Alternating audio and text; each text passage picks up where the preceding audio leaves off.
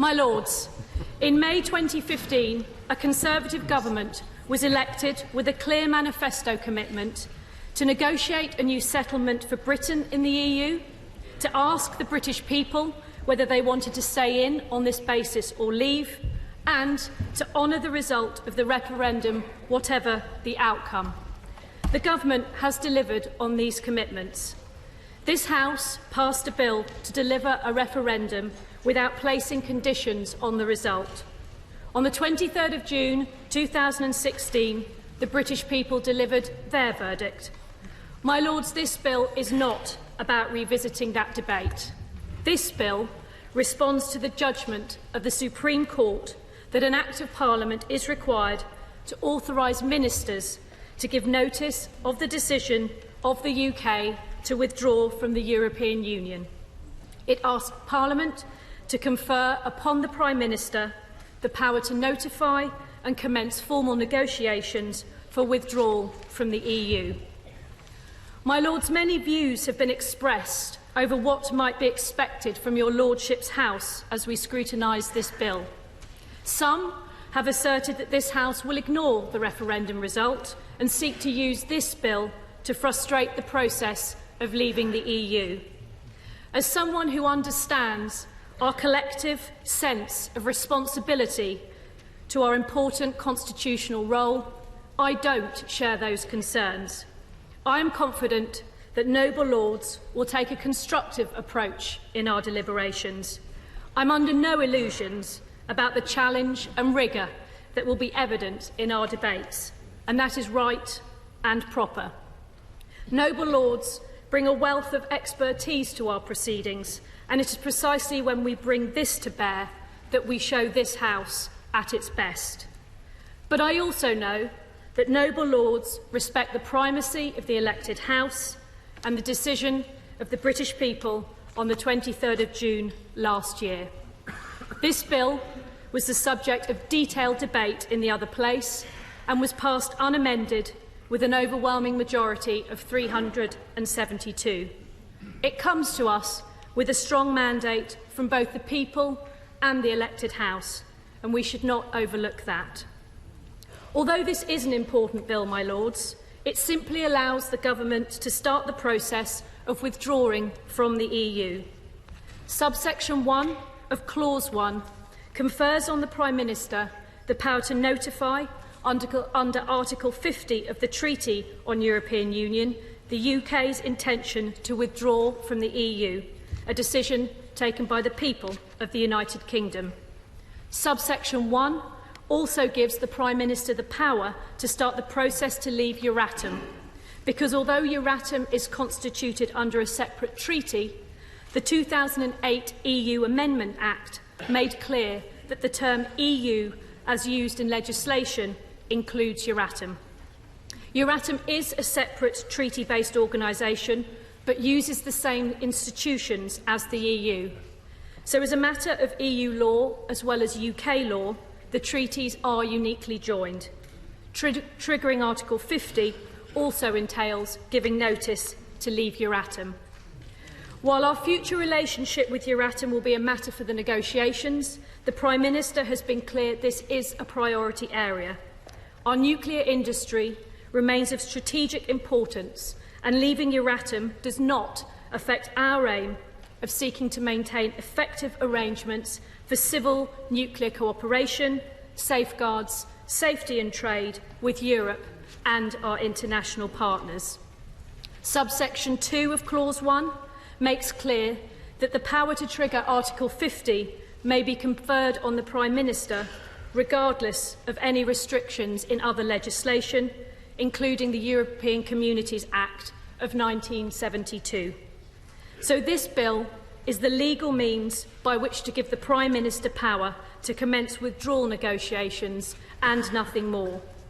My Lords, this bill is not the place to try and shape the terms of our exit, restrict the Government's hand before it enters into complex negotiations, or attempts to rerun the referendum. This bill is the beginning of a process and a discussion we will be having in this House and the other place for years to come. The legislative programme that follows this bill will be a huge task, but one on which I am sure all sides of the House will work together constructively. And the Chief Whip and I will work through the usual channels to ensure that we continue to be able to do our valuable work effectively. Looking ahead, the Prime Minister has set out a global vision for the UK outside the European Union. We want a comprehensive new partnership with the EU, and we want the right deal for the whole of the United Kingdom. The Government has ensured since the referendum that the devolved administrations are fully engaged in our preparations to leave the EU, because a good deal will be one that works for all parts of the UK. The Government's White Paper sets out in detail our 12 objectives for the negotiations. As noble lords will know, they are to provide certainty and clarity wherever we can, to take control of our own laws, to strengthen the precious union of the United Kingdom, to maintain the common travel area with the Republic of Ireland, to control immigration to the UK from Europe, to secure the rights of EU nationals in the UK and UK nationals in the European Union, to protect and enhance workers' rights, to pursue a bold and ambitious free trade agreement with the EU, to secure new trade agreements with other countries, to ensure that the UK remains the best place for science and innovation, to continue to cooperate with our European partners in important areas such as crime, terrorism and foreign affairs, and to deliver a smooth and orderly exit from the EU. In negotiating our new partnership, we want to be good neighbours and strong partners. We are leaving the EU, but we are not leaving Europe. My Lords, as we shape a new future for the United Kingdom, it is right that Parliament plays a full role.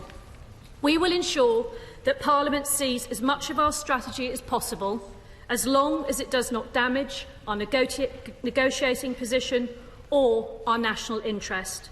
And the Government will bring forward a motion on the final agreement to be approved by both Houses of Parliament before it is concluded.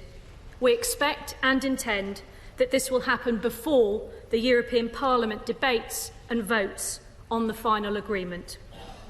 Noble Lords have already demonstrated the value of the work of this House as we prepare to leave the EU.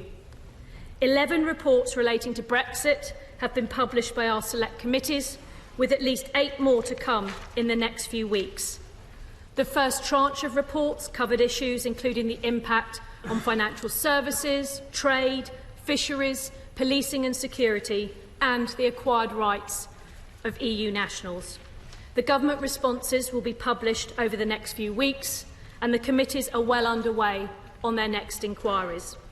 The EU Committee has produced useful reports on parliamentary scrutiny of the process and UK-Irish relations, and have travelled to Brussels, Strasbourg, Cardiff and Edinburgh as part of this work.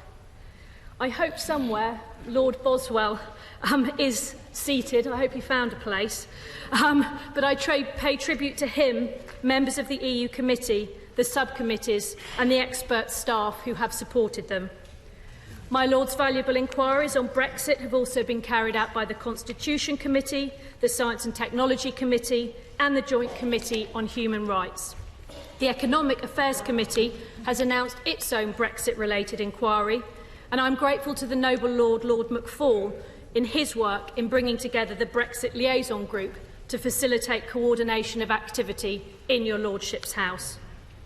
My Lords, Ministers will continue to provide regular updates to Parliament, and as we propose to convert the acquis, the body of EU law, into UK law when we leave, it will be for Parliament to scrutinise any changes to our domestic legislation we make once we have left. My Lords, as this House regularly reminds me, the process of leaving the European Union is a complex one, but it is also an opportunity for your Lordship's House to demonstrate the valuable role that we can play. I know that the Great Repeal Bill will be of particular interest, but it will be only one of a number of bills brought before Parliament during the process of exiting the EU. From immigration to customs, This House and the other place will have a huge number of opportunities to help shape the future direction of our country, and I believe do so for the better. My Lords, the Government is determined to trigger Article 50 by the 31st of March in order to deliver on the decision of the British people. The bill before us is a procedural part of that withdrawal process. I welcome the constructive tone we have heard from the opposition that they will not seek to frustrate this process, while of course undertaking the scrutiny role we are here to perform. Leaving the European Union offers our nation many opportunities, and I am committed to working with all noble lords to ensure that we achieve the right deal for Britain. This bill confers upon the Prime Minister the power to begin the process of leaving the EU, and I commend it to the House. My Lords, I beg to move. The question is that this bill be now read a second time. My Lords, I thank the noble lady for her opening comments. And it struck me as she was hunting for the noble Lord Boswell in the sea of faces today, how pleasing it is to see such a full House on the first Monday back after recess, and how the welcome we extend to not just all noble lords who are here, but of course, indeed, to those distinguished guests visiting from the other place here today. And my Lords, I think all of us will be spending a lot of time together over the coming days and weeks. And can I thank the noble Lady Hayter for volunteering to wind up for our benches tomorrow evening. My Lords, last June 23rd, this country held an historic referendum with a straightforward, direct question. Should the UK remain a member of the European Union or leave the European Union? It required a straightforward, direct answer. A single cross in either the Remain box or the Leave box. The result of that referendum, although hardly overwhelming, was clear in favour of leaving the EU. But although that question was simple and straightforward, the simplicity ended there. For those charged with implementing the decision, it has been anything but. It has led to the resignation of a Prime Minister who had promised, whatever the result, he would stay and see it through. It has led to the Government going to court to avoid seeking parliamentary approval on an issue that was supposed to be about sovereignty. And it exposed the lack of preparation for a Leave vote. And, my Lords, it's that lack of government planning that's created a vacuum in which uncertainty has thrived. Brexit means Brexit was perhaps the most unwise of all statements following the referendum. It just served to highlight that void. But, my Lords, until the 2 years of negotiation have ended, and until the, pompously and hopefully inaccurately named Great Repeal Bill and consequent legislation has been completed, none of us know what Brexit will look like. And that has created and fuelled uncertainty for business, for universities, for science, for environmentalists, and worryingly for both EU citizens living and working in the UK and UK citizens living and working in other EU countries. And it has become obvious that no thought had been given to our citizens in Gibraltar or the implications for Northern Ireland and the Good Friday Agreement. My Lords, a recent report identified 1957 as the happiest year of the last century. A good year, it's when my mum and dad met and I followed soon after. But, my Lords, why was it the happiest year? Not just because of that. It was a time of low wages, poor housing, and we hadn't yet had the benefit of the social reforming legislation of the 1960s and 1970s. But, my Lords, it was a time of optimism. Few of our young people today, the millennials as they're often termed, will talk about such optimism for the future, faced as they are with job and housing insecurity and a world that seems to be becoming increasingly more dangerous. Now, obviously, not all of that anxiety is a knock-on effect of the referendum, and the membership of the EU would not solve all our problems, any more than it has caused them. But, my Lords, in 1957, with the horrors of the war years fading, it was also a time of hope and a brighter future ahead. And let's not forget that in that same year, 60 years ago, part of that optimism led to the Treaty of Rome. So whilst accepting that today's EU is wider in shape and influence than the earlier models, we should acknowledge the vision of those men and women who wanted to see countries across the European continent knowing and understanding one another and at peace with one another. With so much of the debate around Brexit being about business and the economy, we should take care never to lose sight of that vision, and we should never take peace for granted. But, my lords, we still have battles to fight, even though wars are not fought today between European countries. We have battles to fight in tackling serious and organised crime, terrorism, money laundering from drugs, child abuse and people trafficking. So we must continue working together on these issues across borders and on security, where we have taken a leading role in the European Union.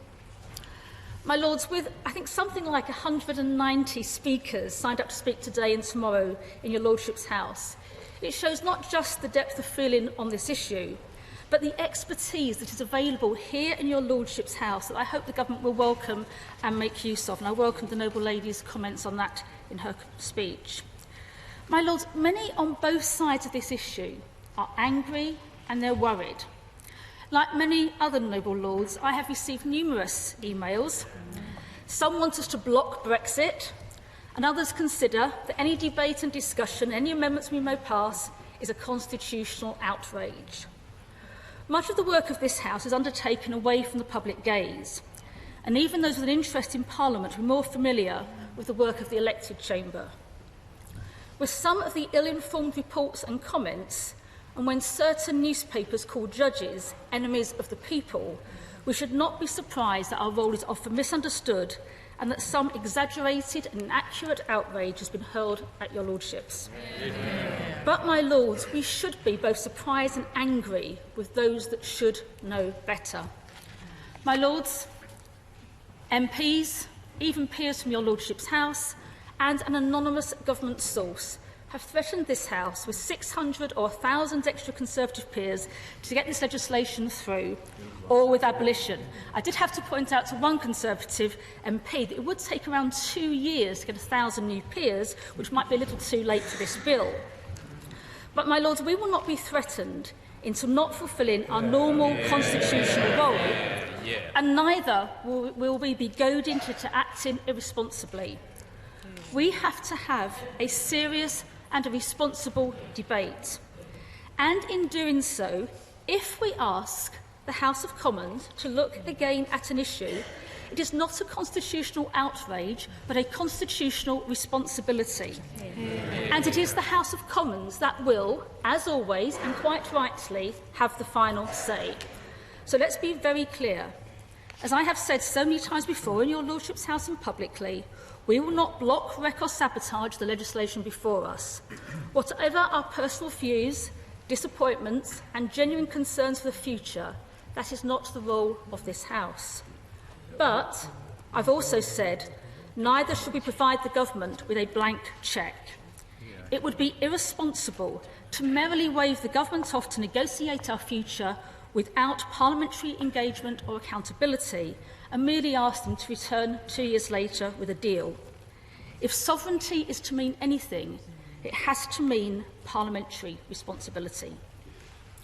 My lords, this legislation is the first stage of a process by which the Prime Minister can invoke Article 50 to start negotiations to leave the European Union, and will lead to the so-called Great Repeal Bill, by which we'll start to bring provisions derived from EU law into the UK law. We will treat this bill appropriately and as seriously as we do all primary legislation. As evidence from the amendments already tabled, we will seek improvements, will encourage ministers to make reasonable changes, and possibly, just possibly, we may ask our colleagues in the other place to reconsider on specific issues. My lords, that is not delaying the process, it is part of the process. And it has no impact on the government's self-imposed deadline. And we will work, as we always do, with others across your lordship's house, including noble lords on the government benches. As we've already seen from the excellent Lords Select Committee reports, many of the issues to be addressed are complicated. They're complex, and they require wisdom, experience, thoughtful strategy and serious negotiation. Whether it's the issue of the Irish border or our trade policy, our fishing industry or fighting crime and remain at the forefront of dealing with security issues, this isn't going to be easy. My Lords, this bill is very specific. It's about process rather than outcomes. But process is important. Both those that advocated this path and those charged with implementing the outcome bear a heavy responsibility. Our negotiating teams will need the best possible support. They will need to scrutinise. They will need to challenge. And the motivation to get the best possible deal will be driven by understanding the complexities involved, not a glib confidence that it's all going to be fine. The process of Brexit cannot be run solely by those that have no doubt. It has to engage those that fear the worst and will work for the best. After the division of the referendum, the Prime Minister has to make this a Brexit, not just for the 52%, but a Brexit that is also understood by the 48%. And indeed, we should also consider those who at 16 and 17 were denied the opportunity to vote on their future. Government ministers frequently state how scrutiny, challenge and the revision function of this House improves legislation. That is our sole purpose. Our amendments are guided by key principles and have been drafted after reflecting on the debates in the other place and the comments made by ministers. And they include parliamentary engagement to ensure the UK Parliament is not less engaged or less well informed than the European Parliament or other national parliaments, a meaningful vote on the negotiations, immediately protecting EU citizens living in the UK, and also our commitment to the Good Friday or Belfast Agreement, which has helped secure peace and a soft border with our nearest European neighbour, the Irish Republic. When this bill was agreed by the House of Commons, it was after government commitments on some of these issues, as helpfully indicated by the noble lady, the Lord Privy Seal. But wouldn't it, my Lords, be helpful if they were written into the bill itself? Yes. My Lords, parallel to the negotiating process as we debate will be the Great Repeal Bill and subsequent legislation. We'll do our utmost to ensure ministerial promises not to dilute employment and social rights, environment and consumer protections are kept, and that bringing these issues into UK legislation is about sovereignty, not weakening legislation. And also, as I've already heard, the ongoing work of our EU Select Committees will be of significant value to the Government throughout and beyond the Brexit process. I was pleased the noble lady, the Lord Privy Seal, recognised that today, as has the noble Lord Bridges. Given the Prime Minister, my Lords, is playing catch-up on Brexit, with her Government distracting itself and Parliament with a challenge to the court ruling and dithering over the White Paper, we now need a more mature approach.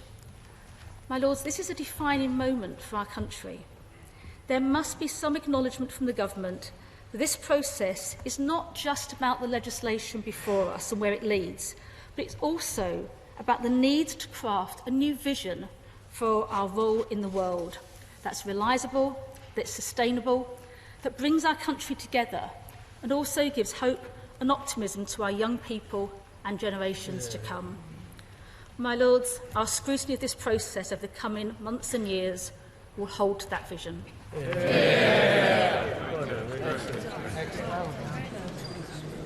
Well, my Lords, finally we have the Article 50 bill.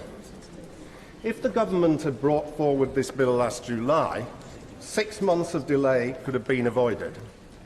Since then, 3 things in particular have happened which require us to take stock and to fashion a response.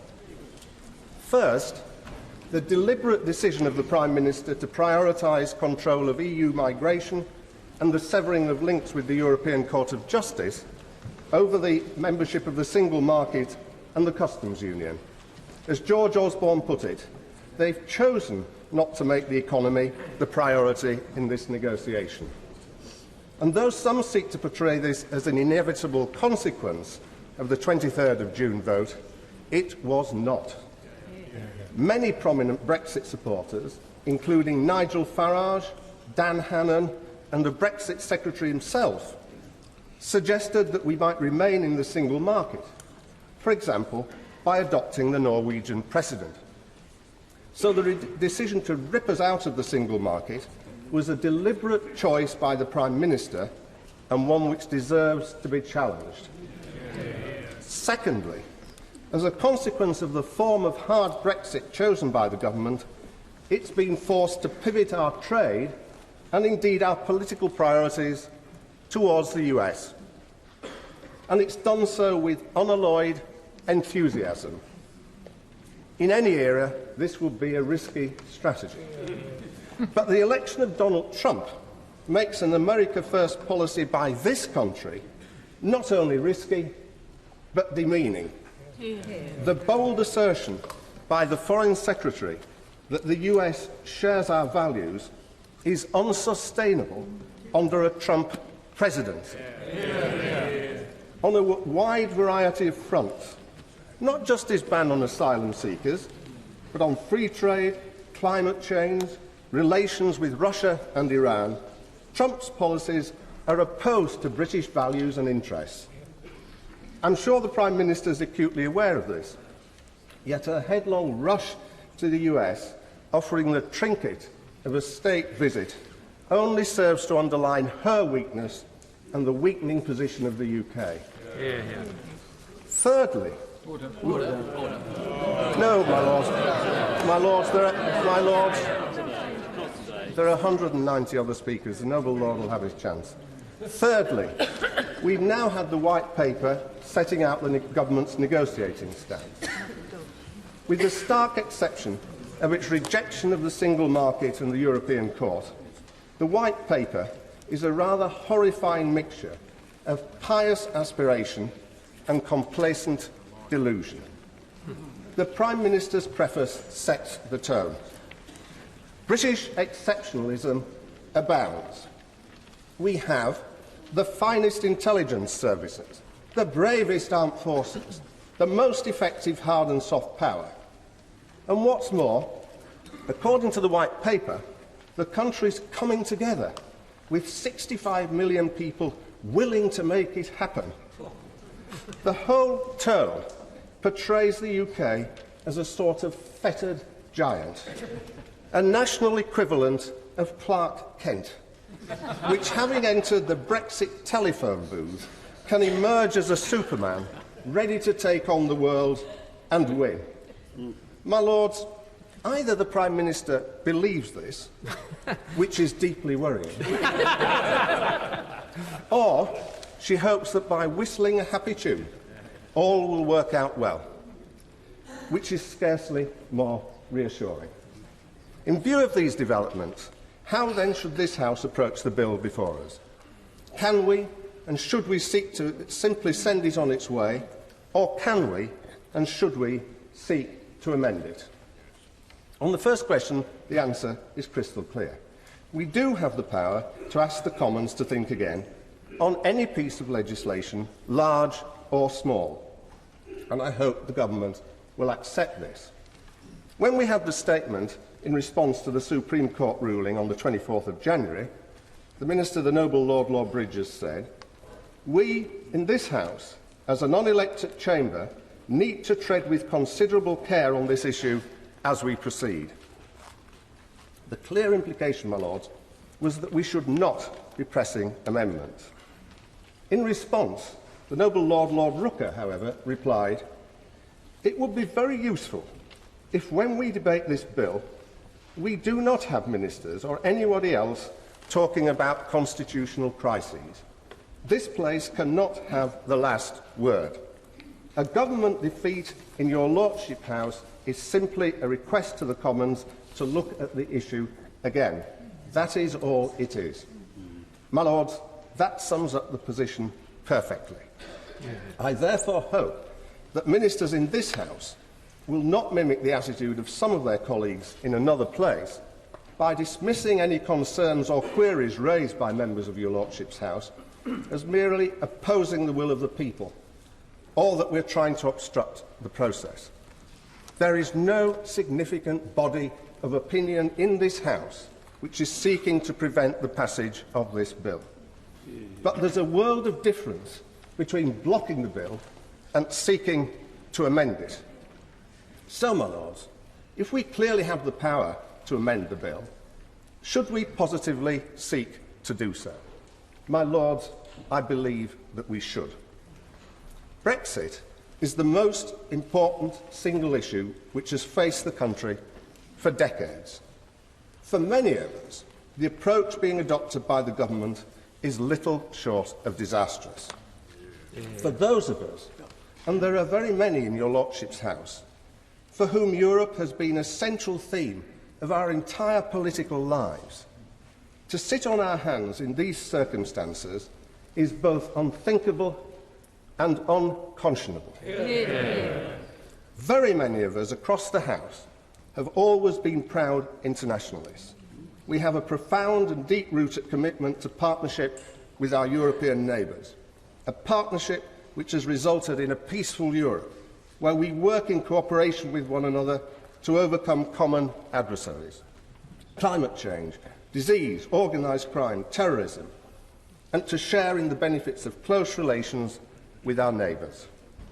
How could we possibly justify supine acceptance of what the government's proposing to ourselves, let alone to others who are watching?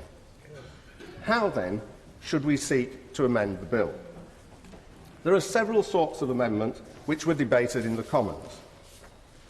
These were amendments relating to parliamentary scrutiny, to the role of the devolved administrations, to impact assessments and to negotiating priorities, from the relationship to the single market to the rights of EU citizens in the UK. All of these are extremely important areas, and we on these benches will want to work across the House with others who seek to pursue them. But for us, the key question as we begin the negotiations is what happens at the end of the process. The government was not given a blank cheque by the electorate. Voting for departure is not the same as voting for a destination. So, if and when the Prime Minister reaches a Brexit deal, who is going to ratify it on behalf of the nation? Only three bodies could do so: the government, Parliament, or the people as a whole. The government's already said that it will give Parliament a vote on the deal, although at present it only seems to be willing to offer a vote on one option: to accept the deal or crash out of the EU. We will, of course, seek in your Lordship's House to give Parliament a more meaningful role at the end of the process. But even if we succeed, Parliament, having decided to ask the people to express a view on whether they wish to leave the EU, should not have the final say. If only parliamentarians had had a vote in the referendum, our future EU membership would be secure.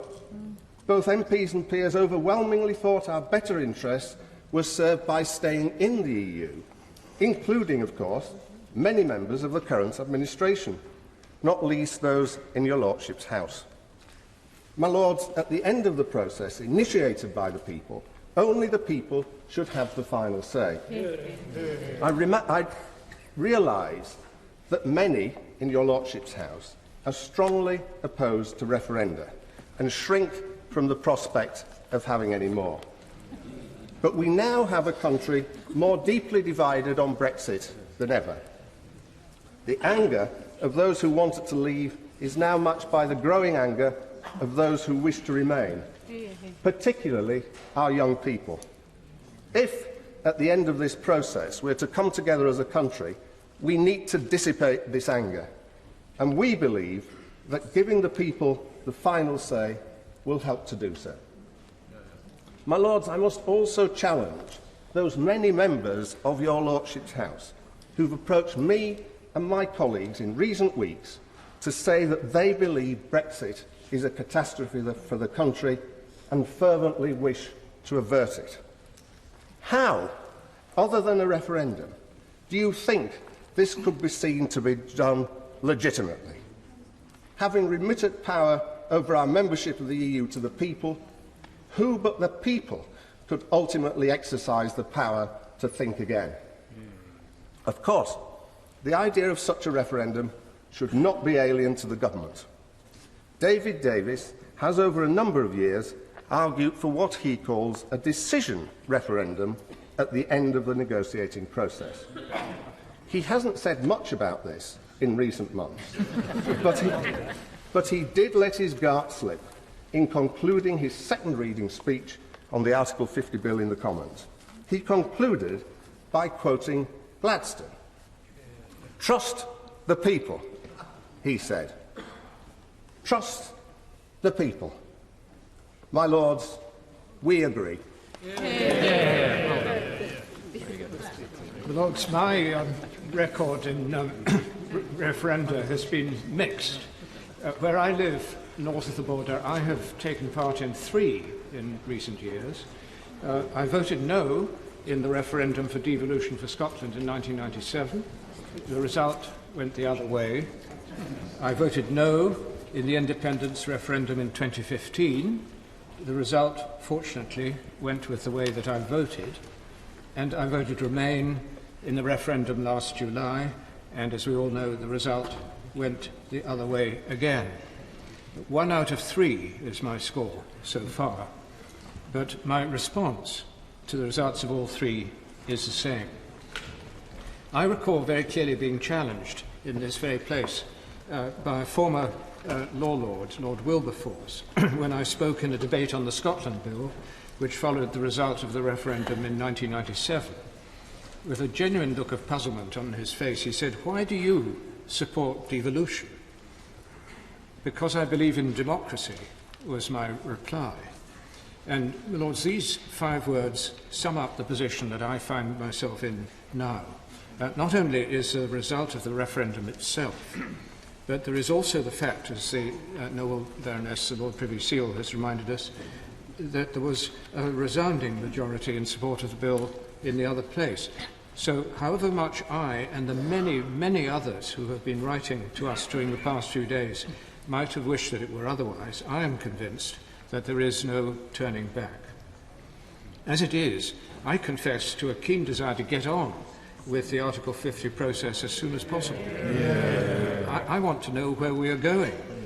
It has been made clear to us many times, particularly by the noble Lord the Minister, that the government will not reveal its hand until notification is given and the process of negotiation is started. My Lords, I'm speaking only for myself, as I must do from this position on these benches, where all others speak for themselves, when I say that I find this acutely frustrating. I want the process to happen without delay so that we can start focusing on the detail of the many issues that are of concern to us, both of substance and procedure. As for the wording of the bill, well, its brevity calls to mind remarks that were made about legislation in a debate initiated by the noble Lord Butler of Brockwell a few weeks ago. How good it is to find a bill which says what it wants to say in as few words as possible. How good it is to have a bill which does not have a Henry VIII clause. And as the explanatory memorandum points out, there is no sunset clause either. After all, the sun will scarcely have risen by the time the bill's purpose will have been spent. Is it too much to hope for that the so-called Great Repeal Bill will measure up to those standards? Of course, this bill leaves many questions unanswered on which we will wish to hold the government to account. But I, speaking for myself, do not see it as the function of this bill to tie the government's hands before it proceeds to invoke the article. So let the government have its bill, I say. But, my Lords, I would caution the government against thinking that by introducing this legislation, it has done all that the Supreme Court's decision in Miller requires. Brevity is all very well, but there is much more that lies ahead. If passed, the Act will give the government all the authority it needs to notify the UK's intention to withdraw from the EU under Article 50. That is what the bill says.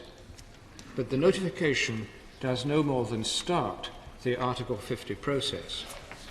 The article makes it clear that the process involves 2 more stages, both mentioned in the article: negotiation and the concluding of an agreement between the Union and the state in question.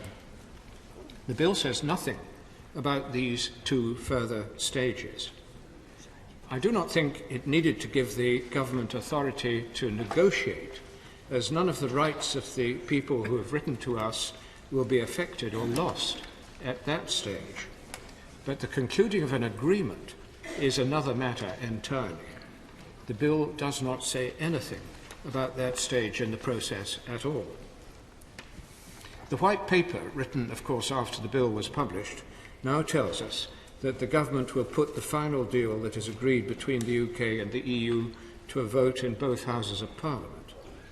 That was confirmed by the Secretary of State in the other place on the 7th of February, when he said that it is intended that the final agreement will be approved by both Houses and that this will happen before the European Parliament debates and votes on the final agreement. The timing is right, but obtaining approval by resolution in Parliament is not the same thing as being given statutory authority to enter into that agreement, or indeed to withdraw from the EU if there is no agreement.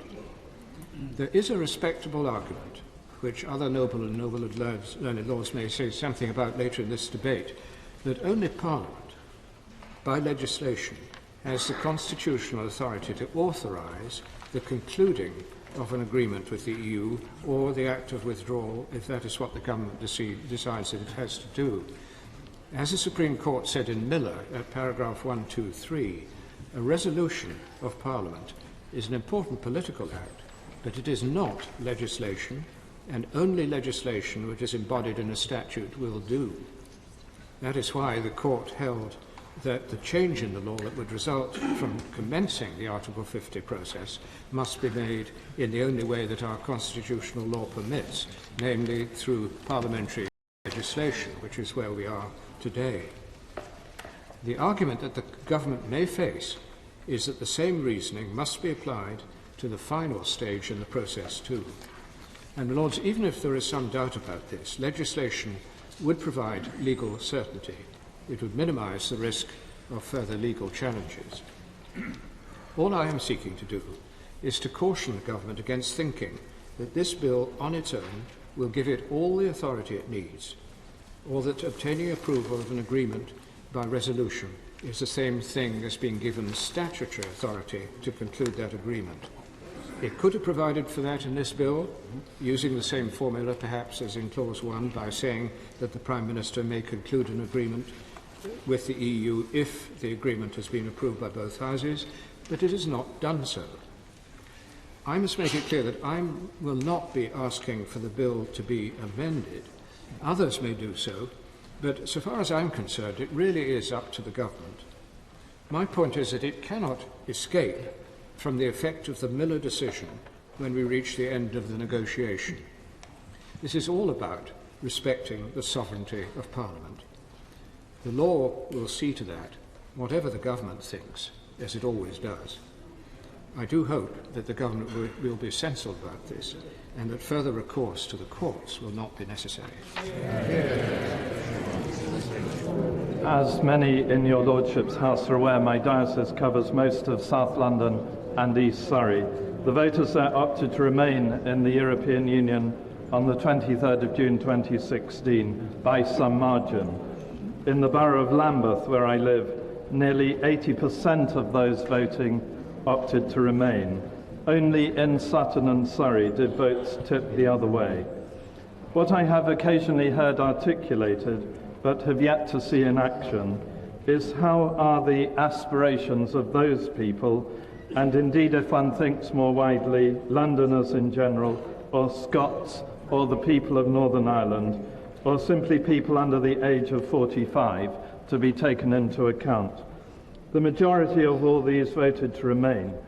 If we adopt a model for leaving the EU, my lords, which ignores them, then we risk a regional divide, generational resentment, and a threat to the Union. The campaign, my lords, like that of 1975, was passionate and defining. Unlike 1975, it rode on divisions which have yet to pass away. Unlike 1975, there was little sophistication of argument in terms of what it is to be European, or detail as to what the alternative narrative for our place in the world might be. We should, my Lords, seek to mitigate the centrifugal forces unleashed. The Prime Minister, in her speech of the 17th of January this year, spoke of our European identity. It is time, both in these negotiations and without, to take practical steps to recognise this simple fact of geography and the cultural ties we share. Arguably, we share more, my Lords, in common with the countries of Western Europe than we do, for example, with the United States of America. For Her Majesty's government to respond more positively than it has done to amendments around the residence rights of EU citizens already living here would be one such practical action, but there must be others. The land border in Ireland is also of special concern. In addition, there is something providential in the untapped potential of our associations with the Commonwealth, a truly global entity. Such acts of affirmation that we are citizens of Europe would do something to assure the 48% that they are not ignored. The issue around EU residence is not simply one of a quid for the 1.2 million to 2 million British citizens in other EU countries. It is about dealing with the uncertainty that stigmatises millions of our neighbours and erodes the common good. It is good to read, my Lords, in the government's white paper that even in the EU, that Parliament remains sovereign.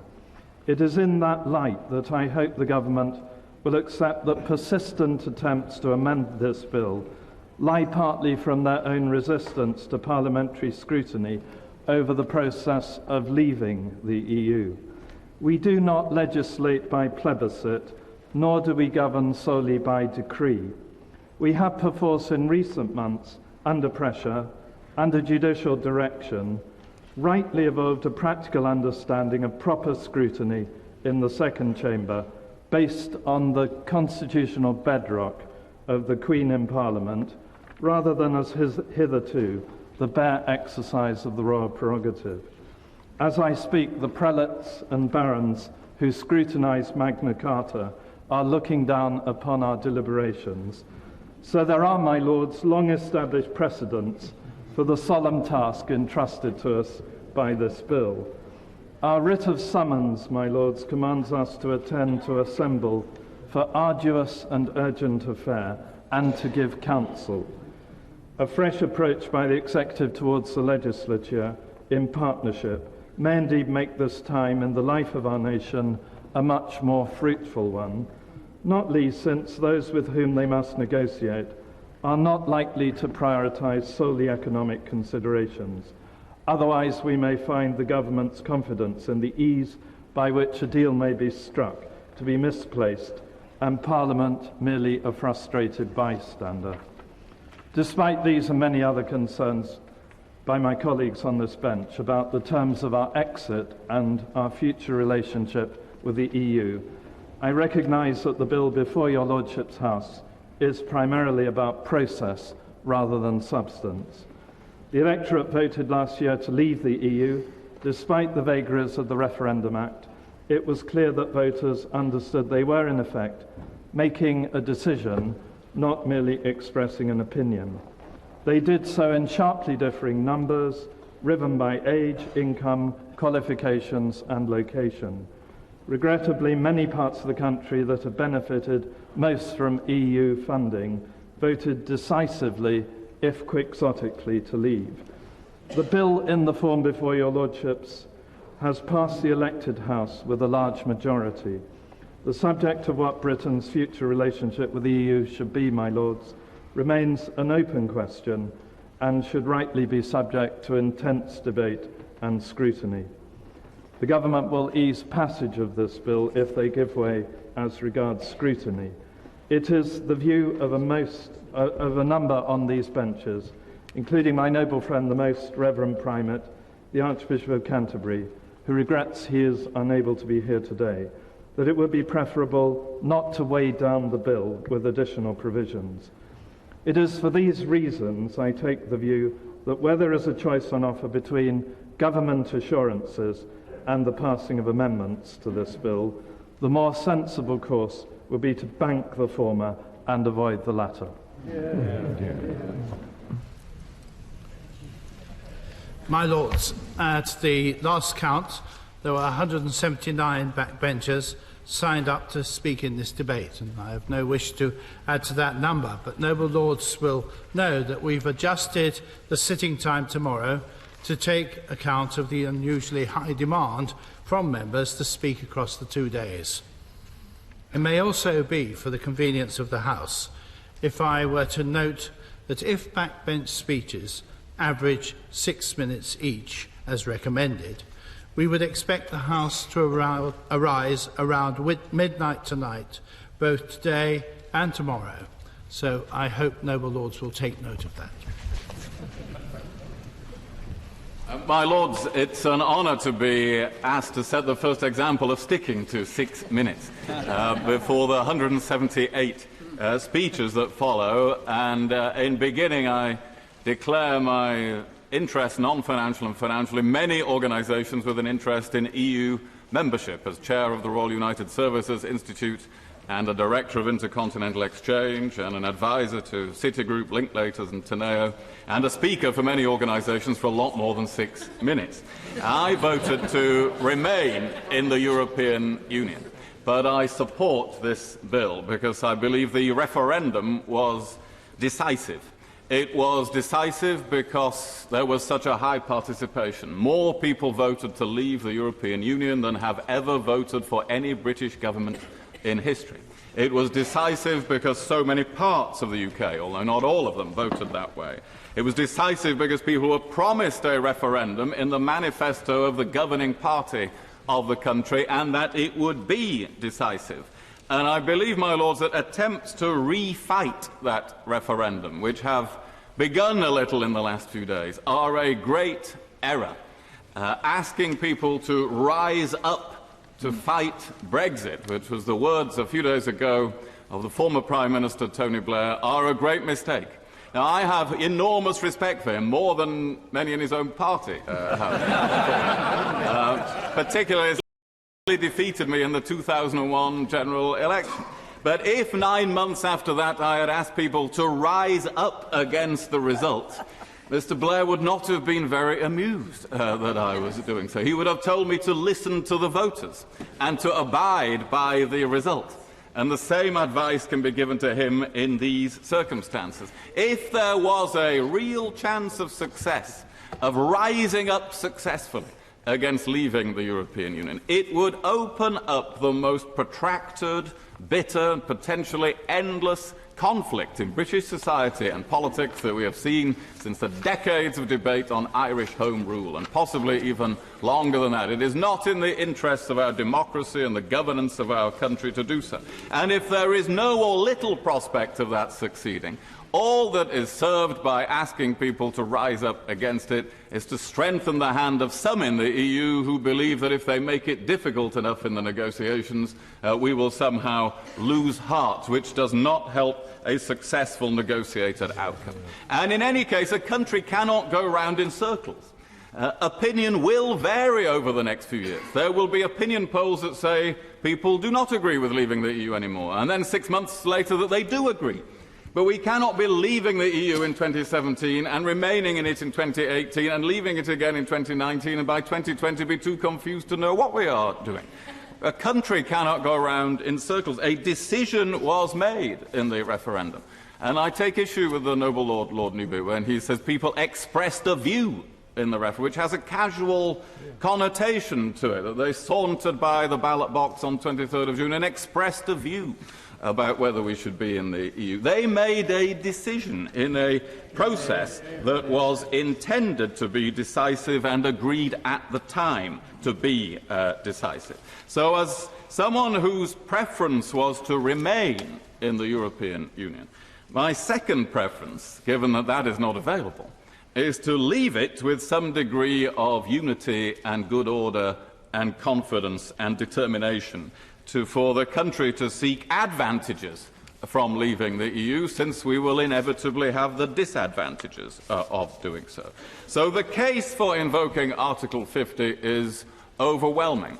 And the case to do so now is inescapable. There is a need to end the uncertainty. I go a long way with the noble Lord Hope of Craighead on this. There are immensely complex negotiations to undertake. And there is no reason to delay the start of those negotiations, as some have argued, because there are elections in Germany, France, the Netherlands. It is in the nature of the process set up by Article 50, with a 2-year timetable, that the real bargains and compromises and trade-offs and deals will be made near the end of that process, allowing time for the consideration of this Parliament and the European Parliament. And so elections in the next 6 months across Europe are no reason to delay that. That is not when those decisions will be made. So I conclude that this is necessary to do, and it is necessary to do it now. Real democratic accountability comes from the government being able to go to a general election in 2020 and be judged as to how it conducted this process, as well as in Parliament beforehand. And if those two things are true, what form should the bill take? Well, it should take as simple a form as possible. And I go a long way with the noble Lord Hope. I have negotiated many, many times in the European Union on behalf of this country, and anybody who is involved in this negotiation will want this legislation to be as simple and straightforward as possible, without additions to it that undercut and undermine the position of ministers. And this bill is pleasingly simple, unusually simple in its construction and its content. That is something that should be welcomed, my lords. And I fear that amendments of process to the bill will turn out not to be so well thought out in 2 years' time, and that amendments of policy will undermine the positions of ministers as they seek a successful outcome. And so, therefore, my lords, I think it is right to invoke Article 50, to do so now, and to do so with the simplest bill that it is possible to bring forward, and I commend ministers for doing so. Yeah. My lords, I'm particularly pleased to follow the Right Honourable the Lord Hague of Richmond, because I do not believe that it is a great error to revisit the principles and that it will open up a divide, because, my lords, the divide has opened up. And I fear that we are living in a very dangerous period of this country's history, a time of rising intolerance and intimidation, especially for minorities and minorities' opinions. Yes, my lords, even minorities of 48%. But now is not the time to add fuel to the bonfire of vanities and emboldened egos. But now is the time to pause and reflect. It is indeed, my lords, a time for calm. Now is the time to ask that everyone respects fundamental principles of democracy, not the least the respect for different views and different opinions, no matter how hard that may be for some. If we are truly to resolve the EU issue before us, it must be done by reaching a consensus, by also taking account the views of others and truly trying to unite this divided country. Therefore, my lords, I ask that the media respect, or at the very least, to personally cease attacking those who have different opinions to them, or the opinions that they purport to represent on behalf of their readers, listeners and viewers, and to recognise that we too hold opinions in good faith. May I, my lords, ask that they also respect the independence of the judiciary in all its branches, whether the High Court, the Supreme Court or the benches of the magistrates, and that they acknowledge unequivocally that the rule of law and an independent judiciary defines a democracy and protects those who seek its justice, especially in a country without a written constitution. Like other noble lords, I have been inundated with emails asking me to oppose Brexit, to protect the single market and freedom of movement, to protect the fundamental rights that arise from the treaties, not the least, my lords, non-discrimination on the grounds of race, ethnicity, religion, belief, age, disability, gender, sexual orientation, gender identity, disability. environmental rights and protections. They ask too, my lords, that I protect the rights of EU nationals living and working and studying in this country, and quite rightly UK nationals living and working and studying in other parts of the EU. My lords, their voices should be heard in the national debate and not drowned out merely because they are part of a minority of over 16 million people who voted. Indeed, my lords, any civilised society and democracy worthy of its name is judged by how it treats its minorities and the dissenting opinions within. It is our duty to give a voice to the voiceless, to enable those who would otherwise be intimidated and silenced to be heard. Yet I am told that the minority must know its place and must accept what the majority have decided well. I want to make a couple of points. If that were the case, my lords, I would argue that once we have an elected government to govern, we should just let it govern and there should be no opposition parties or debates for the period of its office. Now, I know that is attractive to some, but that is not the root of democracy. Secondly, my lords, I have probably my entire adult life fought with those who have purported to represent the majority and with political parties who have argued against equality and voted against equality.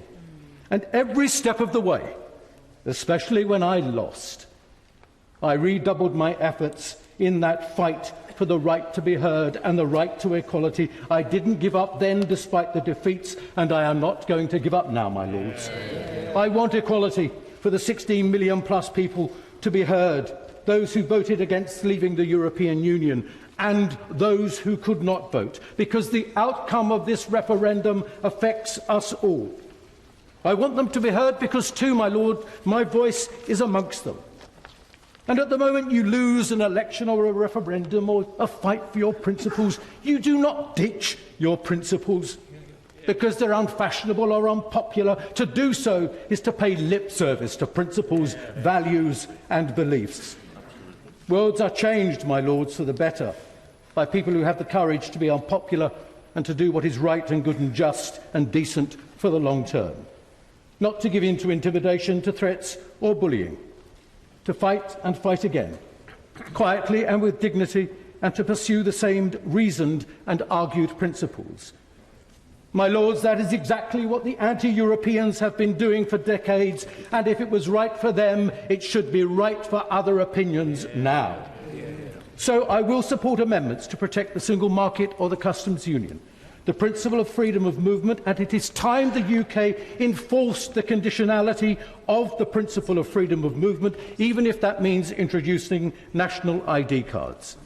I will support amendments to protect the rights of EU and UK nationals to work and live and study in the EU, and I support amendments so that Parliament or the electorate have the final say on the negotiated agreement between the 27 and the UK. I believe, my lords, it is incumbent upon your lordship's House, regardless of the threats of abolition or blackmail from wherever they may come, that we ask the other place to think again. And, my lords, if those amendments that I have mentioned are not carried, then I will not vote in favour of triggering Article 50, because I do not believe that hard Brexit is in the long-term interests of this country.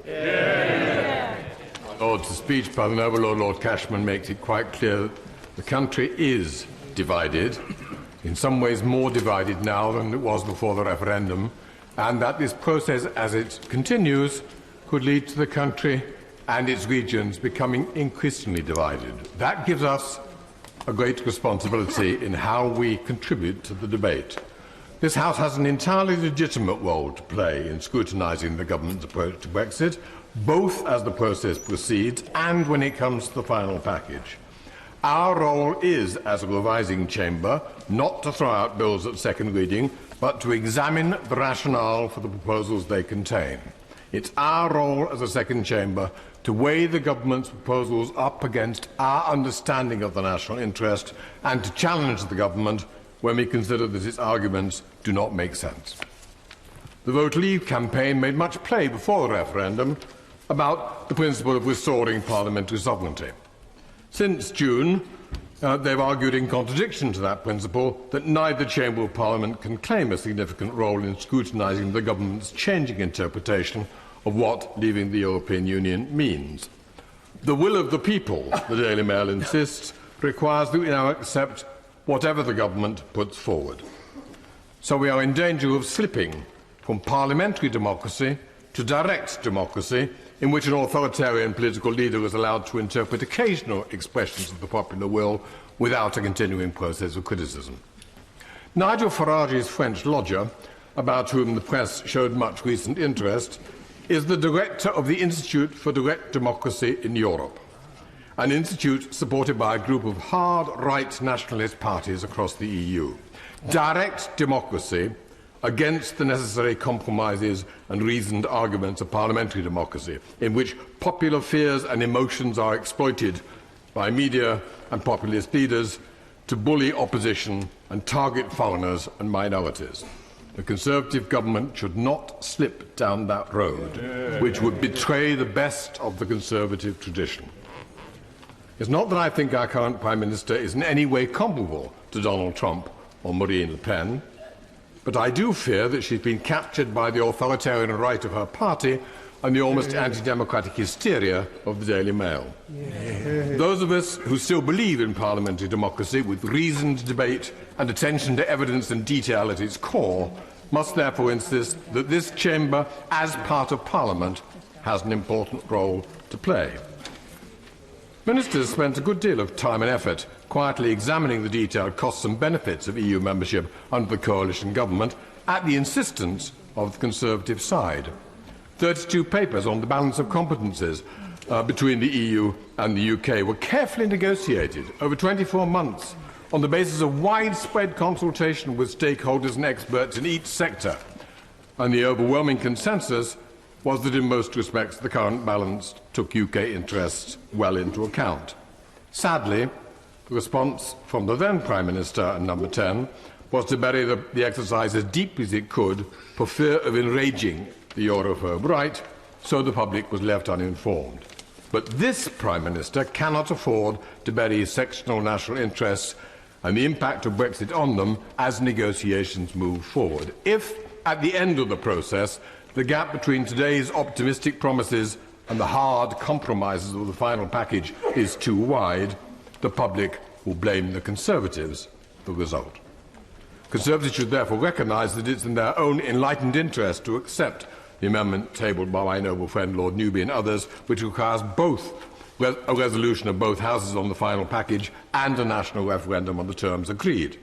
And it's in the government's enlightened interest to inform Parliament and the public of what is realistically possible to achieve as they move forward, rather than raising illusory hopes now and attracting outrage when these fall short later. The recent White Paper still suggests that Britain can have its cake and eat it in sector after sector.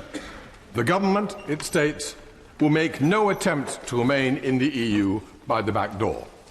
But the White Paper nevertheless lists a long series of areas where it is confident that the UK can retain close cooperation, from scientific research to aviation, medicines, food safety, chemicals and financial services. That simply won't be possible if we are entirely outside. The White Paper also pledges to maintain close cooperation on internal security, intelligence and crime, but without accepting judicial oversight of such sensitive issues. That won't be possible either. In foreign policy, the White Paper repeats the meaningless phrase that we are leaving the EU, not leaving Europe. The Leader of the House repeats it yet again today, and suggests that we will continue to participate in EU military and civilian missions across the globe, it says, through the EU's back door, no doubt. Boris Johnson, meanwhile, is making speeches in India and the Gulf, promising that an increasing proportion of our armed forces will in future be deployed east of Suez, as far away from Europe as possible. And last week, the Foreign Secretary was in Gambia proclaiming the revival of the Commonwealth, while the Canadian Prime Minister was visiting Brussels and Strasbourg to celebrate Canada's trade agreement with the European Union.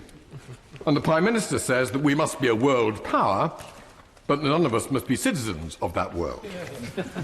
I cannot recall a point in my lifetime when British foreign policy has been as incoherent as it is today. This has the potential for a train crash. So this House should give the government a qualified and conditional authority to proceed with negotiations to leave, as the amendments we will discuss in committee propose. The referendum was clear. Vote Remain or vote Leave. The previous Prime Minister said that if the vote was to leave, he would exercise Article 50 the next Monday, and we would not be having this debate. And both Mr Cameron and Mr Osborne said if we voted Leave, we would also leave the single market.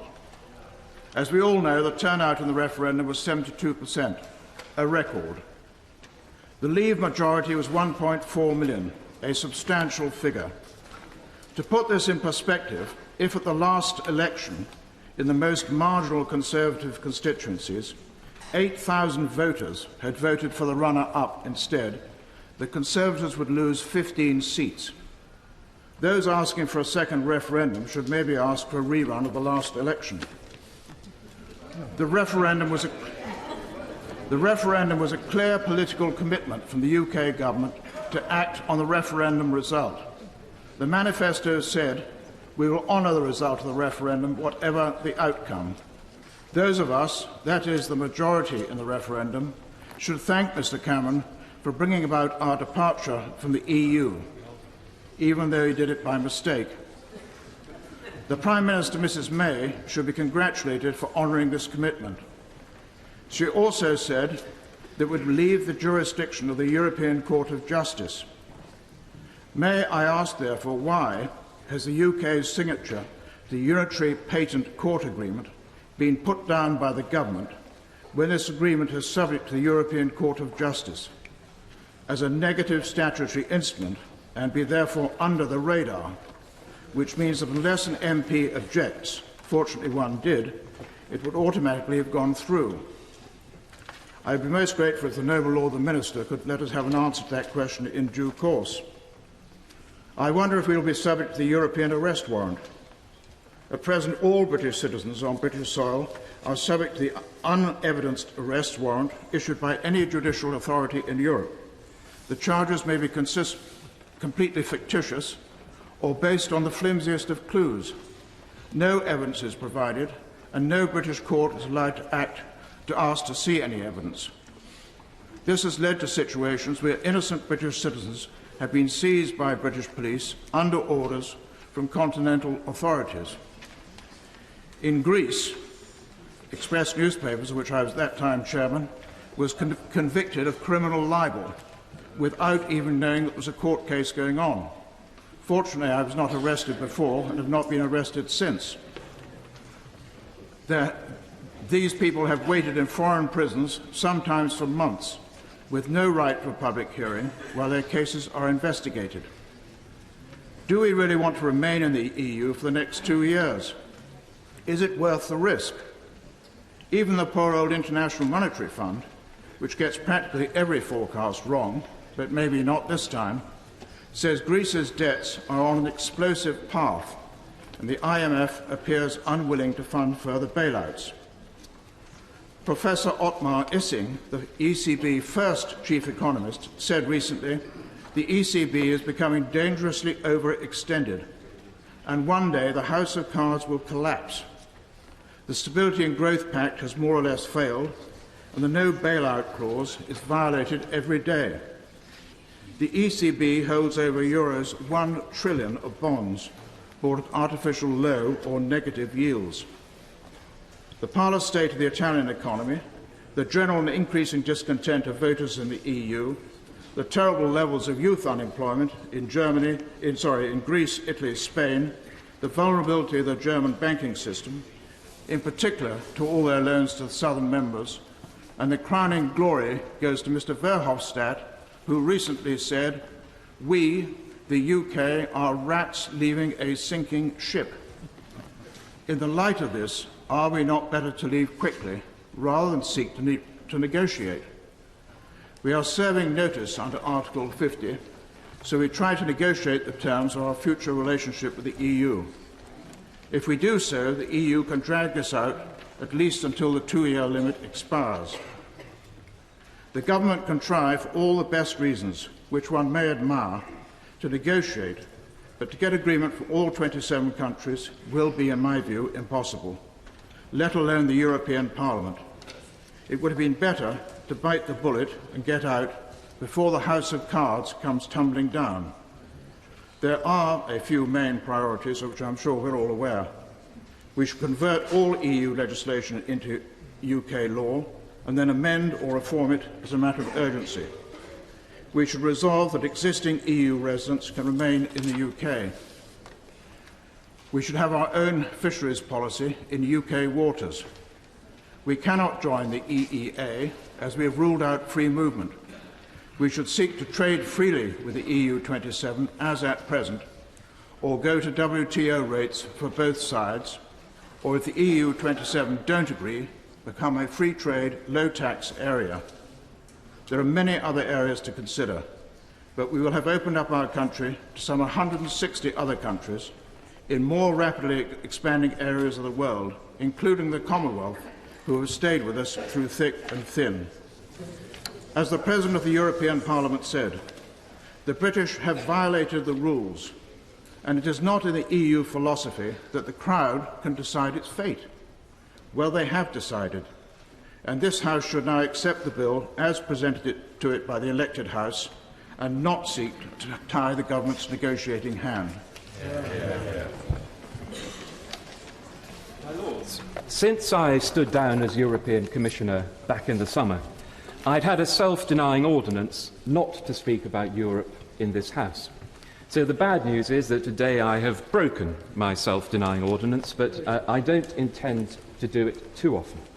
But I didn't feel that I could sit out this debate without saying something which to me seems to be missing almost altogether in many of our discussions about Brexit, the views of our European neighbours.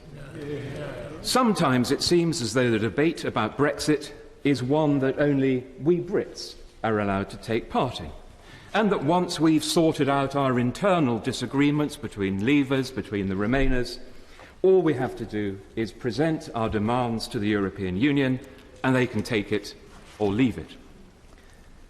My Lords, we're not going to be able to proceed by diktat. It is going to be a negotiation. So I want to look at this bill from the point of view of our European partners and what we need to do if we want to have a successful negotiation. First, they need to be able to trust the British side to be clear and consistent. They need to know that what our negotiators say, our negotiators can deliver. They cannot sit there thinking that at any point the timing might change or the content might change, or indeed that the whole thing might be put to a second referendum. Getting 27 countries to agree a common position is going to be hard enough. But how can they be expected to negotiate if the British government has to say that it cannot undertake to deliver what it has negotiated, because the British Parliament or the British people might vote against some or all of the details at a later stage? That seems to me to be simply impossible from a practical point of view. And, my Lords, there is another crucial point that I believe, however we voted, we have to take into account. The rest of Europe is not sitting there desperate to take us back. They certainly wanted us to stay, but they have now accepted that we have voted to leave. Their priority is to work out their own future at 27, not to sit there putting everything on hold, hoping that one day the phone will ring and it'll be the British Foreign Secretary saying, sorry, we'd like a different offer, or sorry, we'd like to come back after all. And business here in Britain is also not sitting here just waiting for something to turn up. Every day, the facts on the ground are changing, as they make their investment decisions, as they plan ahead. Their timescales, their shareholders will not permit a debating House approach. Now, I know that most of us here want to remain on the best possible terms with the rest of Europe once we've left, to cooperate on defence and security, to keep Europe secure, to continue to trade together, to keep Europe prosperous, to collaborate on research, on science, to encourage our young people to learn from each other and to work together, to have open minds, even if we don't have open borders. But to increase the chances of this happening, to avoid the dangers of a mutually damaging political crash, we need to have a grown-up negotiation. And that means, my lords, we also need to think very carefully about the language that we use in this debate.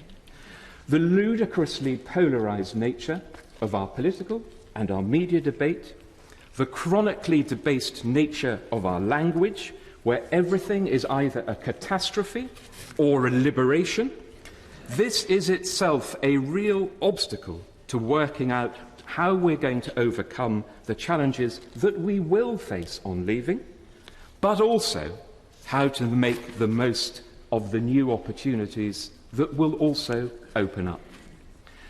So I believe, my lords, we need a political climate that is far more reasoned, far more calm, far more rational, if we're going to help bring the country together and lead it through the period ahead. That's why we need to be thinking more about how we can bring Remainers and Leavers together instead of constantly looking to drive wedges between us. We need to be talking more about the things that bring us together with our European neighbours rather than the things that drive us apart.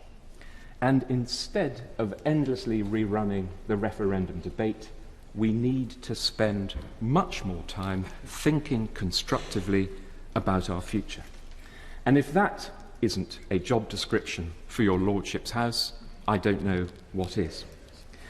My Lords, I loved being leader of this House. I saw how important it was that we should be different from the other place, with a different voice, a different set of experiences. I saw very clearly the contribution that we make to improving legislation, and I had no hesitation in pointing out to my colleagues in the other place our right to perform that role, to scrutinise ministers, to ask them to think again. But the truth, my lords, is that the rest of Europe wants to get on with its post-referendum life. Business wants to be able to get on with its post-referendum life. And so, I gently suggest, do we. Lords, I'm very pleased to follow the noble Lord Hill and his very intelligent contribution to this debate. But I want to make, first of all, a remark about Lord Haig's speech. Contrary to what he said today, the noble Lord believes we should stay, and I quote, just one step away from the single market. I know this because he wrote it. He could not therefore possibly, in my view, agree with the government's present approach.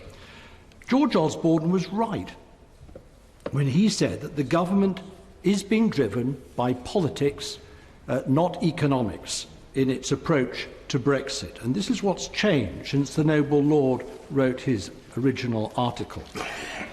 That's why the government can contemplate Brexit at any cost. The economics are secondary, the trade is secondary, the investment and the jobs are secondary. What matters instead is assuaging the ideologues. And herein lies the danger for the country. The government has lost its sense of perspective in this matter. The Prime Minister is terrified of looking less than full-hearted, so she's overcompensating. Debate is discouraged in case it gives the impression of being faint-hearted. Critics are attacked in case their arguments catch on. Now, as is well known, I was a Remainer, not, I might say, because of my pension rights, but because I am a patriot rather than a nationalist. And that's why I think the approach the government has chosen to take to Brexit is wrong. Instead of saying we're leaving the European Union, but want the closest possible future relationship with the European Union and meaning it, the government has decided that we're out not just of the European Union, but we're fully out of the entirety of the single market as well. And we're out entirely of the customs union as well. We don't want to have anything to do with one single bit of it, as Mrs. May wrote in her article on Friday. In other words, to all intents and purposes, we are going to be out of Europe altogether, and we are going to be the worse for that as a country. And our former EU partners have heard the government loud and clear. I can tell you, I travel on the continent still.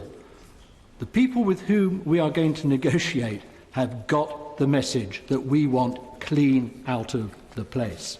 And this cannot avoid having consequences in the negotiations.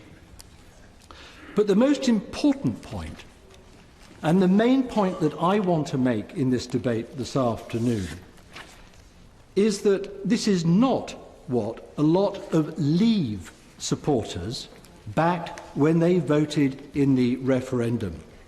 Yes, they did want to leave the European Union, but they didn't want to turn Britain into a poorer, politically isolated offshore tax haven without reach or influence in the world.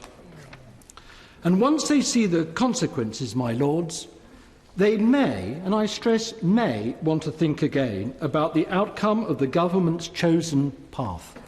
And Parliament's job will be to reflect that change of view and to create the means of expressing it. Let me conclude by saying one thing concerning trade, and I have been both a Trade Secretary back here at home as well as a Trade Commissioner in Europe.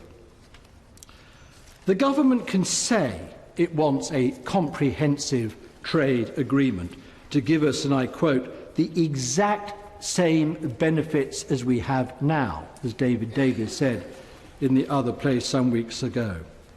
But, my lords, unless we comply with Europe's market rules and accept its common product standards and the regulation of services as they prescribe, we will not have the same trade. We will not have the equal benefits. And to say otherwise, my lords, is a fraud on the public. We can pay for access, and no doubt we will have to pay through the nose for this, but it will not bring the same volume of trade or the same rights, and we will not have the same means of enforcing those rights in our trade in Europe.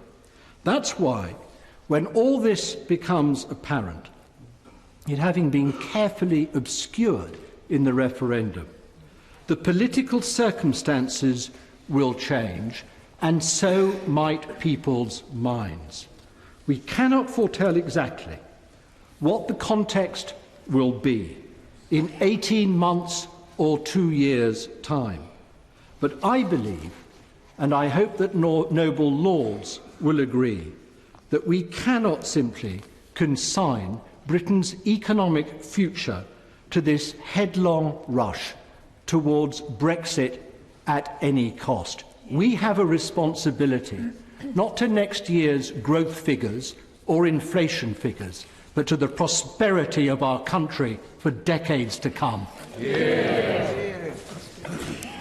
Delighted to follow the noble Lord Mandelson in his contribution to this debate on the most important issue that this House has debated in a generation. Yet there are voices out there who say we should just get on with it and vote this legislation through unamended so as not to frustrate the will of the people. My lords, many of us believe that we are about to make our biggest foreign policy mistake in decades. So just getting on with it and voting it through is not an option. As my noble friend Lord Newby eloquently asserted, we cannot and should not stay silent simply because the Leave campaign won. That would be just as true, even if they had won by a substantial majority. Lords, I believe the economic consequences of our leaving the European Union will be deep and lasting. But I fear that the most serious consequences will be those for Europe and Britain's place in the world. At a turbulent and dangerous time, we threaten to undermine our closest allies, who share our commitments to democracy, internationalism, the rule of law, human rights. We face an isolationist and protectionist America, led by a president who chooses to govern by Twitter with scant regard to facts or principles, intent on jettisoning decades of carefully honed international policy that made America a worthy and safe leader of the free world.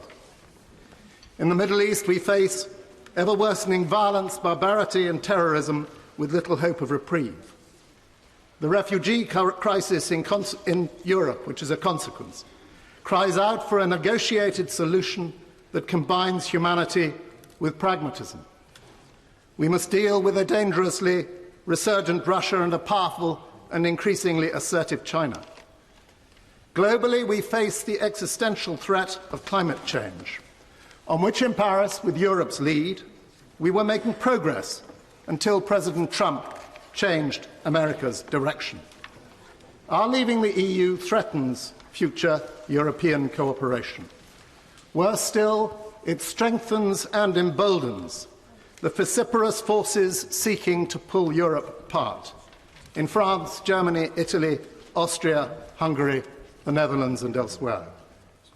Already, the referendum decision drives our Prime Minister to a weak and almost needy dependence on Trump's America and Erdogan's Turkey. The duty of this House is to mitigate the damage. So we are now asked to pass a bill to set this process in train, and upon the basis that our Article 50 notice will be irrevocable unilaterally. Although, as Andrew Marr pointed out to Liz Truss yesterday, that is a legal, not a political question, and one which is unclear and undetermined. Yet the government wants to deny us all, people and Parliament, the right to decide whether or not we still wish to leave when the negotiations are concluded. Where is the sense? Where the political courage? Where the respect for parliamentary sovereignty in that approach? So we will seek to amend the bill to let Parliament and the people decide on the final deal before we leave, and with the option of remaining still clearly open. My Lords, the government's plans were eventually spelt out in Mrs May's 12-point 17th of January speech. No to the single market, despite the Conservatives' manifesto commitment. No to the customs union. No to Euratom. And all I suggest because of two unrealistic and obsessive illusions. First, that our leaving will cut immigration and that doing so will benefit this nation. And secondly, that it will win us freedom from the Court of Justice of the European Union. My Lords, on immigration, no one can say how far immigration may fall. But what we do know is that our economy, our universities, our research and development, our health service, our cultural life and our soft power all depend to a large extent on immigration. Already, the threat of our leaving the European Union is damaging confidence. On the European Court of Justice, the government's position is bordering on the absurd. The court provides an effective and essential system of resolving disputes about the EU treaties and legislation. The government promises free and frictionless UK-EU trade. That means British exporters of goods and services meeting EU standards. We will have no say in setting those standards.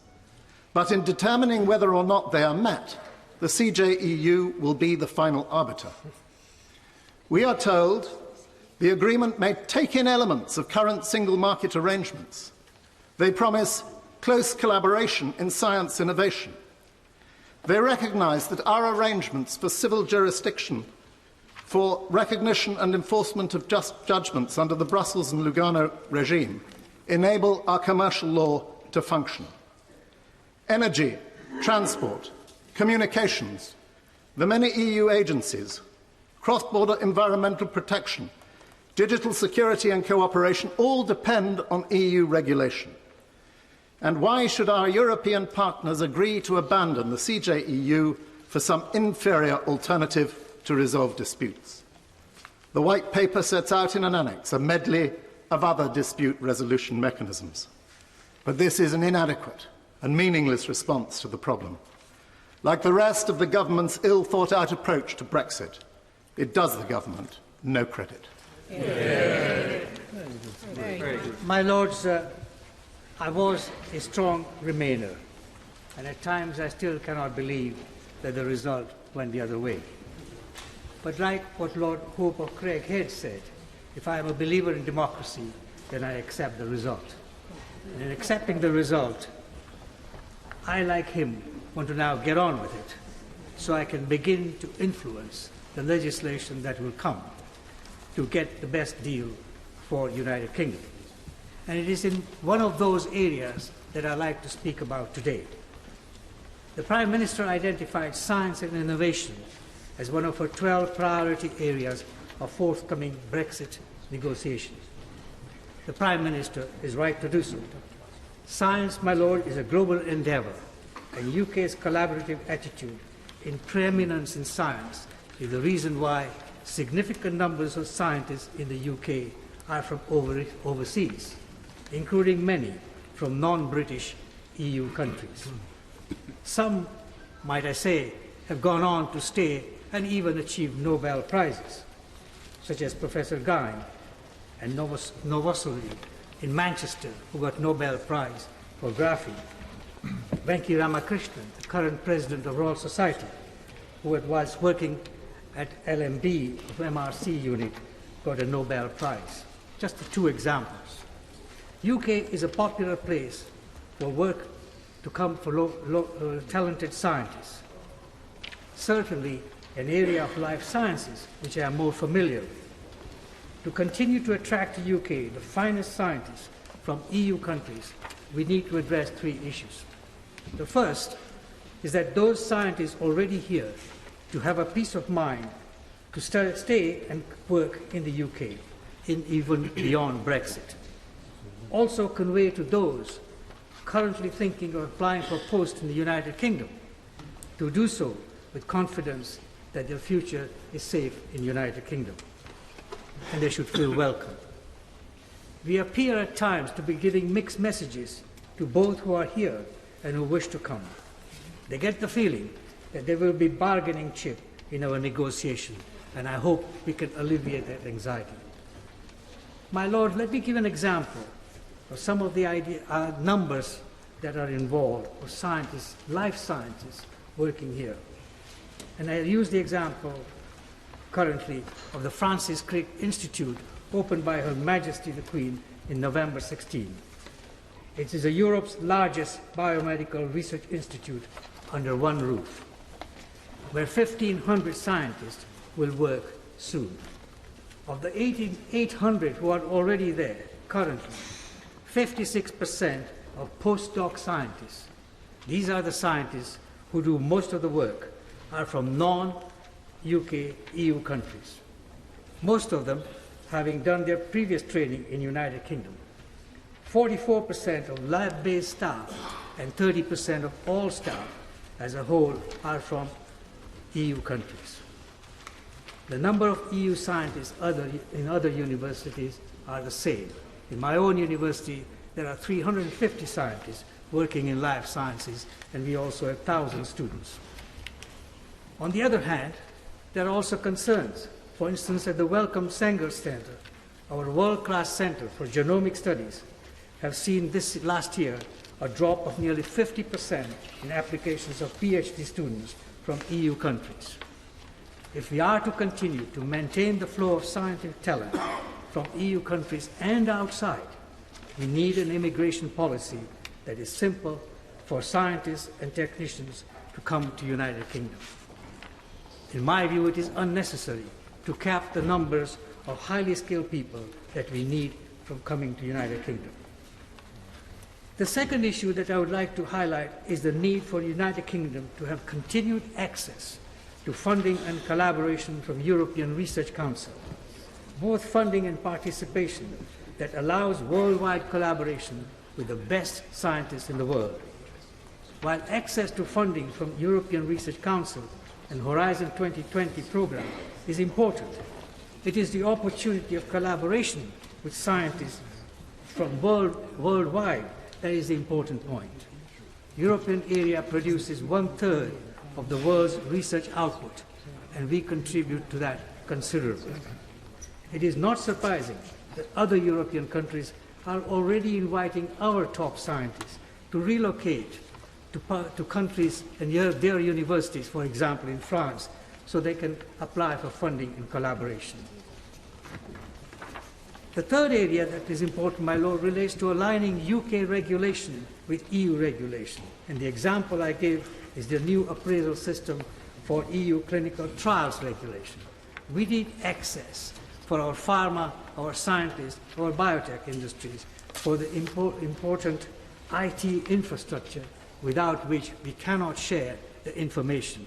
And if we do not have that access, we ourselves will be too small in the informatics that will be required to conduct clinical trials.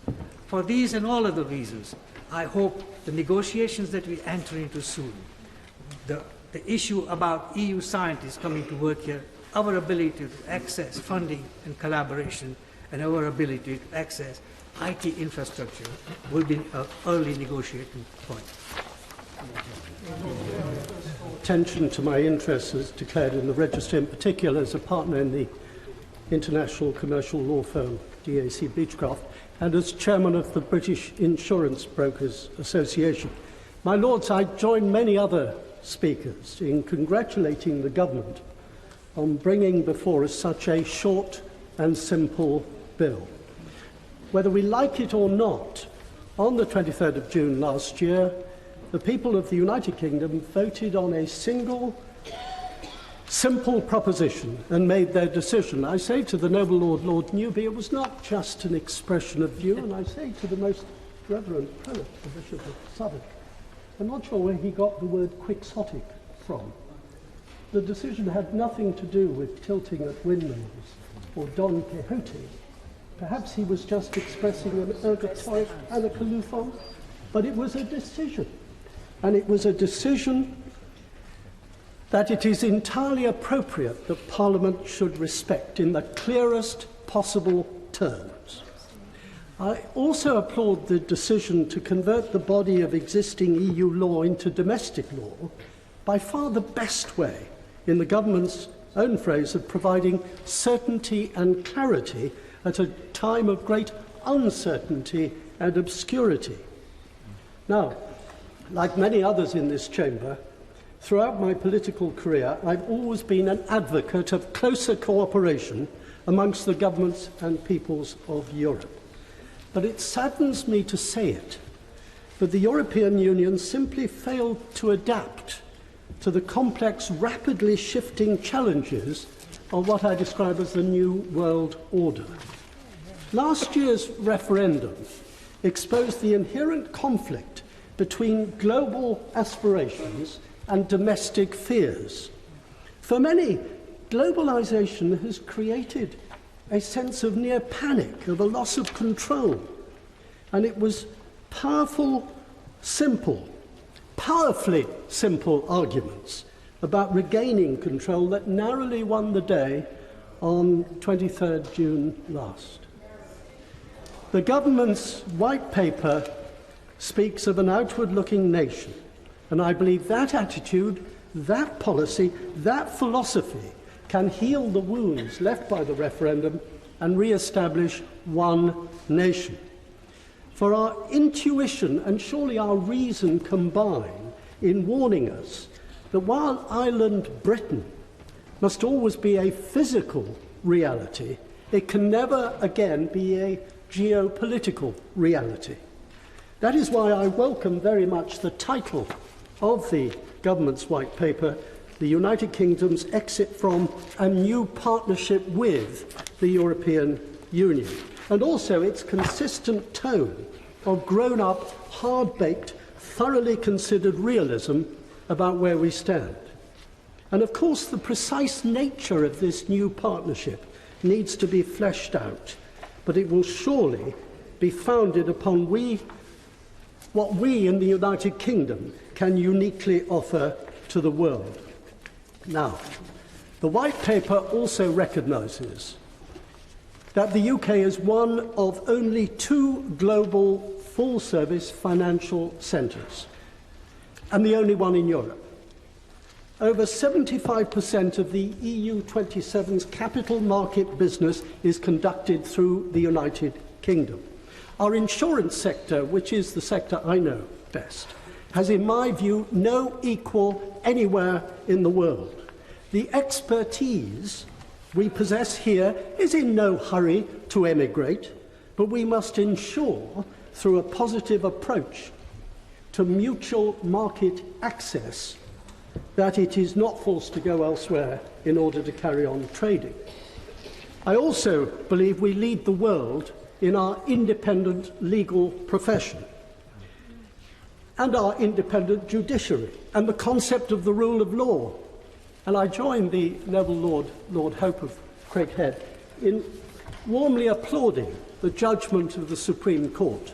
Whether you read the consenting judgments or the dissenting judgments, it reads like one of the great judgments of all time, and I commend it to colleagues. The closing section of the White Paper contains a compelling confirmation. In the words of the Prime Minister, the British people voted to leave the EU, but they did not vote to leave Europe. And whilst I respect the noble Lord Mandelson, very much indeed, because how long ago was it that he was chairman of the Young European and I was chairman of the Conservative Group for Europe. But we have to move into this new world, and we must do so in a positive frame of mind. In that spirit, I was delighted to note a commitment to negotiating, and again I quote, a phased process of implementation, which would give, I continue the quote, businesses enough time to plan and prepare for these new arrangements. That, my lords, again underlines why it is so overwhelmingly in our national interest that these negotiations should be successfully concluded within the 2-year time frame set for them. I have every confidence that outcome can and will be achieved, and we in this House have a responsibility to help. The last thing we should do is to break the Prime Minister's bat just when we most need her to go out and play the innings of her life for her country, and complicating amendments to this bill would do just that. In my view, the Prime Minister deserves our full confidence. That, my lords, is why, on the basis of this short, crisp bill and the broad assurances and sound common sense of the White Paper, I believe the Prime Minister will be set fair to go and negotiate not only for our exit from the European Union, but also for the best possible new strategic partnership with our close allies, colleagues and friends on the continent, our continent of Europe. My Lords, it is a great pleasure to follow the noble Lord, and I only wish I could share his optimism. I want to make some short observations on the process, both the democratic process and also negotiation with the European Union. As has been said before this afternoon, a mandate was given by the referendum by a narrow majority comprising 37% of the electorate. This has left the country deeply divided, but this has been overwhelmingly endorsed in the elected other place. And our role in this appointed House is, within that framework, to secure the best possible outcome in these perilous circumstances for our country. As has been well said, the referendum was what was a black and white question which invited a technicolor answer. Many paths led to no. But I have to say that in 23 years of weekly surgeries, countless doorstep meetings, as an elected member of the other place, the issue of Europe never once arose. All sorts of concrete issues did, but never Europe. So we should not delude ourselves that leaving the European Union will for one moment mend all that needs mending in our society. In particular, the sense for many of being left behind, facing a frightening pace of change, locked out of the opportunities in our globalised economy and often feeling threatened by them. It was not surprising, therefore, when subsequent social surveys showed that immigration was in fact an issue which served for significant numbers of people as a proxy for their other fears, fears about their lives. In areas of steep recent growth in immigrant population, obviously the impact of immigration was the issue. But just let's recognise that it was also often the peg on which other concerns, just as real, were hung. But it has now been made a more central issue even than the well-being of our economy or other vital national interests, which rest on our membership of the European Union, and with the consequence that we have to attend cap in hand on the most unpredictable US administration in living memory. To turn to the negotiation process, the government has, I believe, damaged the national interest by throwing away its cards in the first two rounds of this process. First, by accepting that Article 50 should be triggered early, as the EU requested, rather than treating that issue as one to negotiate about to our national advantage. Secondly, and perhaps more seriously, by declaring at the outset our intention to leave both the single market and the customs union. How much better it would have been to offer other members of the European Union a choice. Make reasonable and real changes to the free movement, such as would satisfy most of those who voted to leave, and we will stay in the single market and the customs union. Deny even that, and you will force us out. This makes the need for proper parliamentary engagement even more urgent if we're to get this process back on track, remembering the important part that the Supreme Court played in getting Parliament engaged in the first place. We all know that it's often more effective to negotiate if you do so as the agent of a powerful principle. Parliament, our Parliament, should be that powerful principle, and it must make clear what is and not acceptable to it, its own red lines. And the Prime Minister should realise that that would only fortify her and her team.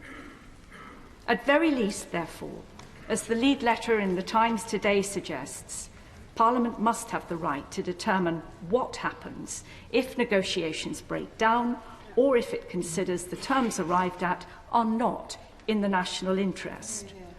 We are, after all, a parliamentary and a representative democracy. As we stand, therefore, two of our limited quids have been given away in exchange for no EU quos, and it's not a good start. but there is a way back if Parliament asserts itself and the Prime Minister recognises the strength that Parliament can give her in delivering the best available for our country and its people. My Lords, I am the 16th Speaker to speak in this debate, and already I'm reminded of the explanation as to why the conventions of the Republican and Democratic parties in the United States last for 4 days, when 2 would be sufficient. The answer is usually because after 2 days everything's been said, but not everyone has said it. And by the time we come to close of play tomorrow evening, that may, of course, be even more obvious. I want to talk in a moment or two about the role of your Lordships in this most serious matter. But before I do that, I'd like to draw attention, if I may, in support of the remarks made by the Noble Lord, Lord Patel, about the position of EU nationals living in the United Kingdom. I think it is extraordinary that the government has not yet made any concession in respect of their futures. I think it's extraordinary that it's not recognised that these citizens are an essential part of our economy and indeed of our academic life. I think it's extraordinary that it's not accepted that they are husbands and wives, mothers and fathers of United Kingdom citizens. And are we really and truly contemplating even the remote possibility that we will be prepared to start knocking on the doors, whether at midnight or midday, and expelling them from the United Kingdom? The fact of the matter is, in a debate in which we've referred to public opinion, all tests of public opinion say that these individuals are entitled to the protection which so many of your Lordships have argued for in this House. But the central question for me and for others is, what is our role in this most difficult and complicated issue? Is it to accept without demur the bill before us, and indeed to put aside the very idea of amendment? Some have exhorted us, encouraged us, even attempted to bully us into doing so. But I rather thought, when I had the privilege of being introduced to your Lordship's House, that I was expected to use my judgment, my experience, and to exercise responsibility. And in the circumstances in which we meet today, are not these qualities as important now as they have ever been? I don't argue for a return of the campaign, but I think we've been wise to take account, we've been entitled and even required to take account of the changes in circumstances since the 23rd of June. So far, no one's mentioned the fact that the value of the pound has depreciated by 20%.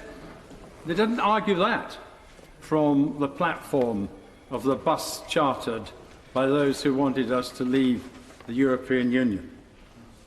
Not long before that depreciation is followed by inflation, and then, of course, by an increase in interest rates at a time when personal debt in the United Kingdom is as great as it was on the eve of the credit crunch of 2008. And look, if we may, at some of the trade deals which have been talked about in theory, if not so far in practice. Australia, we haven't heard much about Australia recently. When the Australians said, yes, they were open to a trade deal with the United Kingdom, they pointed out that they wanted increased access for their citizens to the United Kingdom. And when India said, we are concerned to have a trade deal with the United Kingdom, they said exactly the same. I don't think anyone ever thought about that in the course of the campaign. And now, of course, we are committed to a President in the United States who, to put it at his most charitable, can only be described as mercurial. We have no idea, and perhaps neither has he, what sort of concessions the great deal-maker will demand of us before a successful agreement is entered into between the United Kingdom and the United States. It is even possible that we would have to deal with chickens treated with chlorine and cattle raised on hormones. No one discussed that. No one has discussed that in any detail as a possible consequence of tying ourselves to an administration which is, if I may say so, more eccentric so far than any I can ever remember. But now we know, my lords, the answer to the riddle that Brexit means Brexit, because it's summed up in the expression better no deal than a deal thought to be poor. We don't yet know what a red, white and blue Brexit is going to mean, but I hope it's not an excuse for the kind of jingoism from time to time exhibited by the Foreign Secretary. And my point is this: what if at the critical moment of departure the world has changed and public opinion in the United Kingdom has also changed, when it appears that the consequences of leaving are going to be adverse to our prosperity, trade and future? Is it not to be permitted that the public be allowed to change its mind? Is it not to be permitted that there can be any turning back? Someone used the expression no turning back. Its origin is worth reminding the House. It was the expression used by the pro-Thatcherite group formed in the Conservative Party in the 1970s. I have striven to find any such political position in recent history, and there's good reason, my lords, and it's this: Parliament is sovereign and Parliament can change its mind. It frequently does so. The great repeal bill bears to be a change of mind. And yet, the public is not to be allowed the same opportunity. And remember this, my lords, and with this I conclude. If it goes wrong, who believes that the public will hold up their hands and say it was all our fault because we voted for it? They will say it was the fault of the politicians, and they will be right to do so. My Lords, I begin by thanking the noble Baroness, the Lord Privy Seal, for the thoughtful way in which she has introduced this second reading and for confirming the constitutional position of your Lordship's House in having a responsibility to scrutinise and revise legislation, and that those simple principles apply to any bill coming before your Lordships, including this one. But I strongly believe that that constitutional duty and responsibility has got to be conducted in the context of this particular bill. A bill that has resulted from a referendum, the specific details of which and the question of which was approved by Parliament, both your Lordship's House and the other place, put to the people of our country, and the people of our country having voted decisively to leave the European Union. Their decision then taken by Her Majesty's Government to the other place and members of the other place as the representatives of the people and exercising their judgment on behalf of the people, concluding that a simple bill designed to initiate the process of Article 50 and commence the negotiation for our exit from the European Union was the right way to go about reflecting the will of the people. But of course, coming to your Lordship's House now, for us to understand that context and determine how we should go about our constitutional duties. Now, it's often said of surgeons that to be a good surgeon you need to learn how to operate. To be a great surgeon you need to develop judgment and learn when, and in particular when not to operate. Similar could be said of the work of a legislative chamber, particularly that of the nature of your Lordship's House. It's no doubt that we are a very good chamber and know how to revise legislation. The question is how we, on your Lordships on this particular occasion, exercise their judgment and determine whether or not this bill should be amended in large or small part. Now, that's not to say that many of the issues already appearing on the marshalled list for potential amendment or debate at committee stage are not vitally important issues. Many of them do indeed need to be addressed. But the question is, should they be addressed as part of this particular bill, or will there be other mechanisms that result from what has already been described in the White Paper, and the fact that your Lordship's House in the next session of Parliament will receive the Great Repeal Bill, that provide an important opportunity not only for debate in your Lordship's House with regard to the very important issues that need to be considered, but also a far greater opportunity to reach consensus with the other place on those issues. If indeed that is considered a very real opportunity, then the points made by my noble friend Lord Hope are, I think, very pertinent, that a simple and straightforward bill achieving this first objective is the way forward, and thereafter your Lordship's House will have ample opportunity to consider a variety of very important issues, not that they are dismissed now forever, but that they be considered in the context of the ability to look at issues of substance relating to our departure from the European Union, and also the ability to reach consensus with the other place. There is one further issue that I would be grateful if the noble Lord the Minister, when closing the debate, was able to address, and that is again another point with regard to the final stage of Article 50, which is the question of the agreement reached and how Parliament should deal with that, in the context of the argument that has already been put in the other place and agreed by Her Majesty's Government, that Parliament will have a meaningful say at the end of this process. Is that meaningful contribution to understanding the final stage to be taken in the context of the Constitutional Reform and Governance Act of 2010, i.e. that it will be treated as a treaty issue, in which case the other place has the ability to delay ratification of any such agreement indefinitely, but your Lordship's House, under that particular constitutional anchor, has only the ability to give its opinion, but the final say rests with the other place? Or is it that some other part of the process and other legislation that will come before Parliament in this two-year period will represent the opportunity for a far more accurate and decided and granular review of the final agreement reached, and therefore provide the reassurance that noble lords are looking for? My Lords, I warmly welcome this important bill, and we now need to be clear about the way ahead. The White Paper, to which my noble friend the leader referred, states that the government will seek, and I quote, an ambitious and comprehensive free trade agreement and a new customs agreement with the European Union.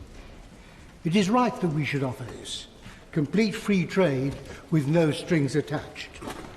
But, my Lords, it is unattainable. That being so, we should waste no time banging our heads against a brick wall. As soon as it is clear that, sadly, our European Union partners won't accept our offer, we should move on. There is nothing to be gained by protracted and doomed negotiations. The worst thing for British business and the British economy is prolonged uncertainty. Much of the confusion arises from the misconception that what we are about to embark on, once Article 50 has been triggered, is a trade negotiation. As seen by our opposite numbers across the Channel, and we don't, as some speakers have said, take enough account of that at the present time, it is nothing of the sort. If it were a trade agreement, like the trade agreements we are currently seeking with countries outside the EU, now that we are free to do so, success would be achieved by virtue of the mutual economic benefit that such agreements confer. But although there would indeed be mutual economic benefit in a trade agreement with the EU, that is not how they see it at all. For them, understandably, this is not about economics. It is a highly political divorce settlement. In many, probably most EU countries at the present time, the political establishment is preoccupied with the struggle against the rising popularity of Eurosceptic anti-establishment political movements, some of an unsavoury nature. Our European partners are quite clear that were the UK to secure a satisfactory agreement, this would give a huge boost to these movements. Indeed, the anti-establishment parties themselves openly recognise this. This is particularly the case in France, which I know best, where the Front National is riding high. But French fears will receive sympathy and support from Germany, not least because Alternative für Deutschland is on the rise. Although we may have friends in some of the other smaller member countries of the European Union, there is no way that the EU will collectively agree the sort of trade deal we are offering, not to mention the fact that in any event it will be vetoed by the European Parliament. In a nutshell, as the White Paper explicitly states, echoing the Prime Minister, and I quote again, "No deal for the UK is better than a bad deal for the UK." But for the rest of the EU, or the majority of them, it is abundantly clear that no deal is better than a good deal, good, that is, for the UK. So the only common ground, and we have to be realistic, the only common ground, and thus the only practical outcome, is no trade deal.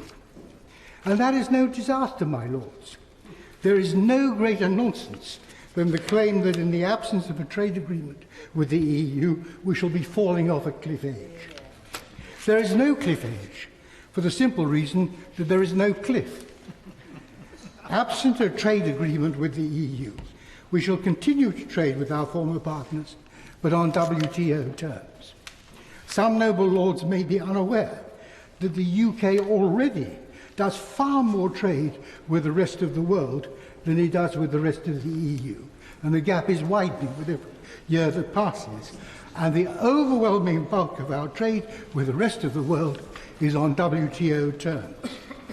Moreover, the minor economic disadvantage of being outside the EU customs union and the so-called single market, a disadvantage which has already been mitigated by the fall in the sterling exchange rate, is greatly outweighed by the non-trade economic benefits of Brexit. And first among these is the consequence of the promised Great Repeal Act, which will enable us to repeal or amend damaging EU regulations, which is of particular importance to our smaller businesses. The party opposite is concerned, I know, that this may adversely affect workers' rights. But less than 10% of the vast corpus of EU regulation concerns workers' rights. It is the other 90% plus which need to be judiciously culled. And then there is the substantial benefit of no longer being required to pay our massive net contribution of getting on for £10 billion a year into the EU coffers, a figure which, were we to have remained in the EU, would rise sharply in 2020 when the rebate secured by Margaret Thatcher comes to an end. Let me conclude with a brief word about this House, of which I have been a member for some 25 years. The amendments which have been tabled do not seek to amend the provisions of the bill, but to add to them substantively, and perhaps to delay the bill.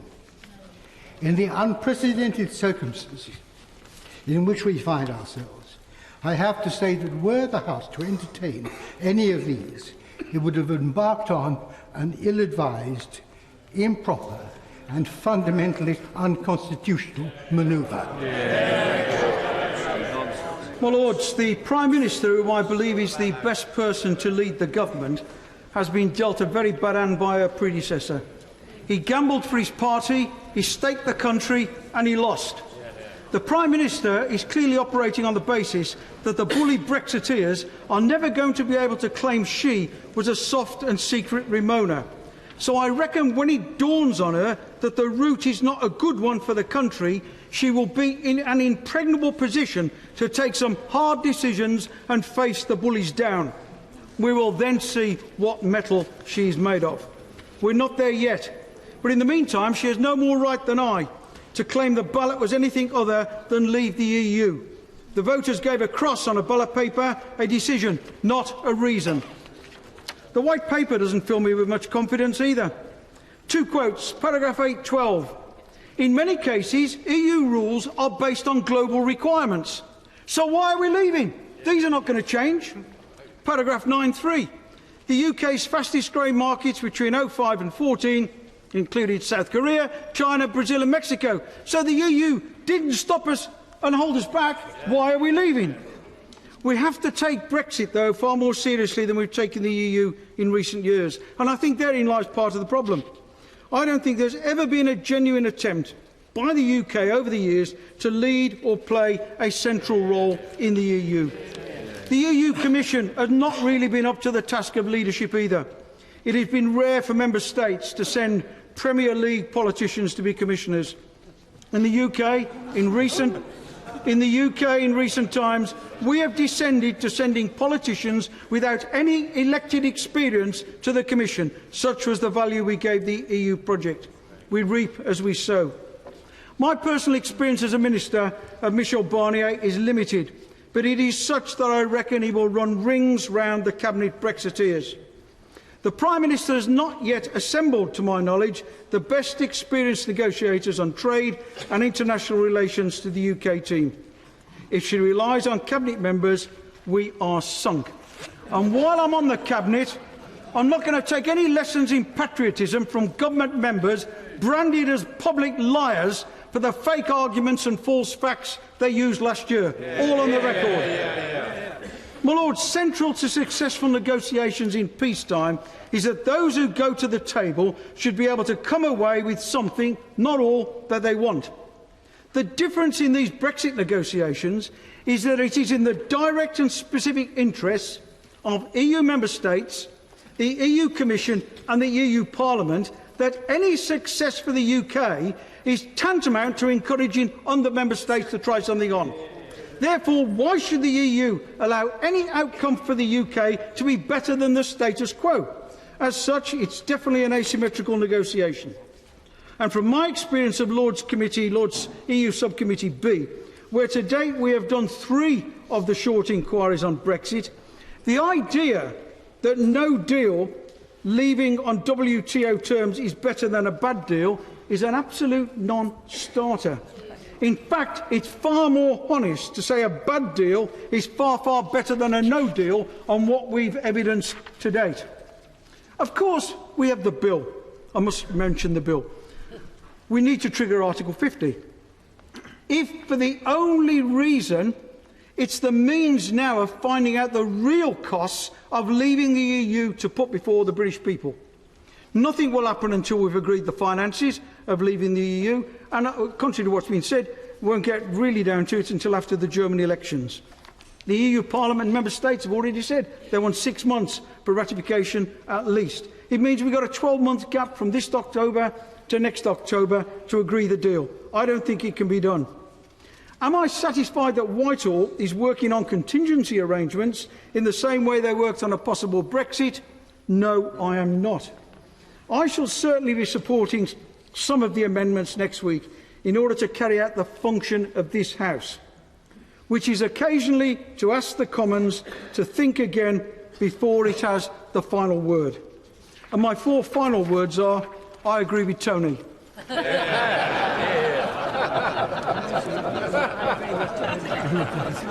My Lords, after attempting unconstitutionally to rush to the Article 50 exit without legislative authorities, the government has produced this simple bill that is no better than a motion to approve in legislative clothing, and a white paper that fails to explain the government's strategy or to answer the key political and legal questions. My Lords, the government interprets Article 50 as a trap that once open can't be closed, but its author, Lord Carr of Kinlochar, who I'm glad to see in his place, has made it clear that when the Article 50 process is triggered, the UK may continue to remain a member of the EU. The White Paper, perhaps I should call it the off-white paper, contains statements worthy of Dr. Pangloss, George Orwell and Humpty Dumpty. It claims that the UK's constitutional arrangements make us the world's most successful and enduring multi-nation state. Tell that to the Celtic parts of our disunited kingdom. According to the Prime Minister, after all the division and discord, the country is coming together. My Lord, that is fake and false news. The referendum and its aftermath have been an agent of fracture, not of healing. The White Paper says that it sets out how the Great Repeal Bill will ensure that our legislatures and courts will be the final decision makers in our country. It doesn't say how that will be done. The government says it will bring an end to the jurisdiction of the Luxembourg Court in the UK. It doesn't say how that will be done. The government says it will continue to work with the EU to preserve UK and European security and fight terrorism and uphold justice across Europe. That must mean the European arrest warrant, the EU databases and information exchange systems. It doesn't explain how that can be done without the supervisory jurisdiction of the European Court of Justice. For example, while there are transitional arrangements or where cross-border issues arise with the Irish Republic. And I'm so glad that the Noble and Noble Lord Keane of Ely is listening to this, because he can advise the Minister how to deal with this by way of reply. My Lords, I ask, will the British courts be instructed to follow and apply the ECJ's case law or not? Will that be the ECJ's existing or future case law? Suppose Mrs. Smith claims equal pay under the Equality Act. She wants the Act to be read compatibly with judgments of the ECJ interpreting EU equality law. After we leave the EU and end the ECJ's jurisdiction, what will our courts and tribunals do? Will they be permitted to apply the ECJ's case law? Will that be the law as it stood when we left the EU, or developing law? The government says it will convert the body of EU law into our domestic legislation and will ensure the continued protection of workers' rights. It says that will give certainty and continuity to employers and employees alike, creating stability. What does the government expect our courts and tribunals to do before this statutory conversion happens? What about the effect on rights of parties with pending cases before the ECJ?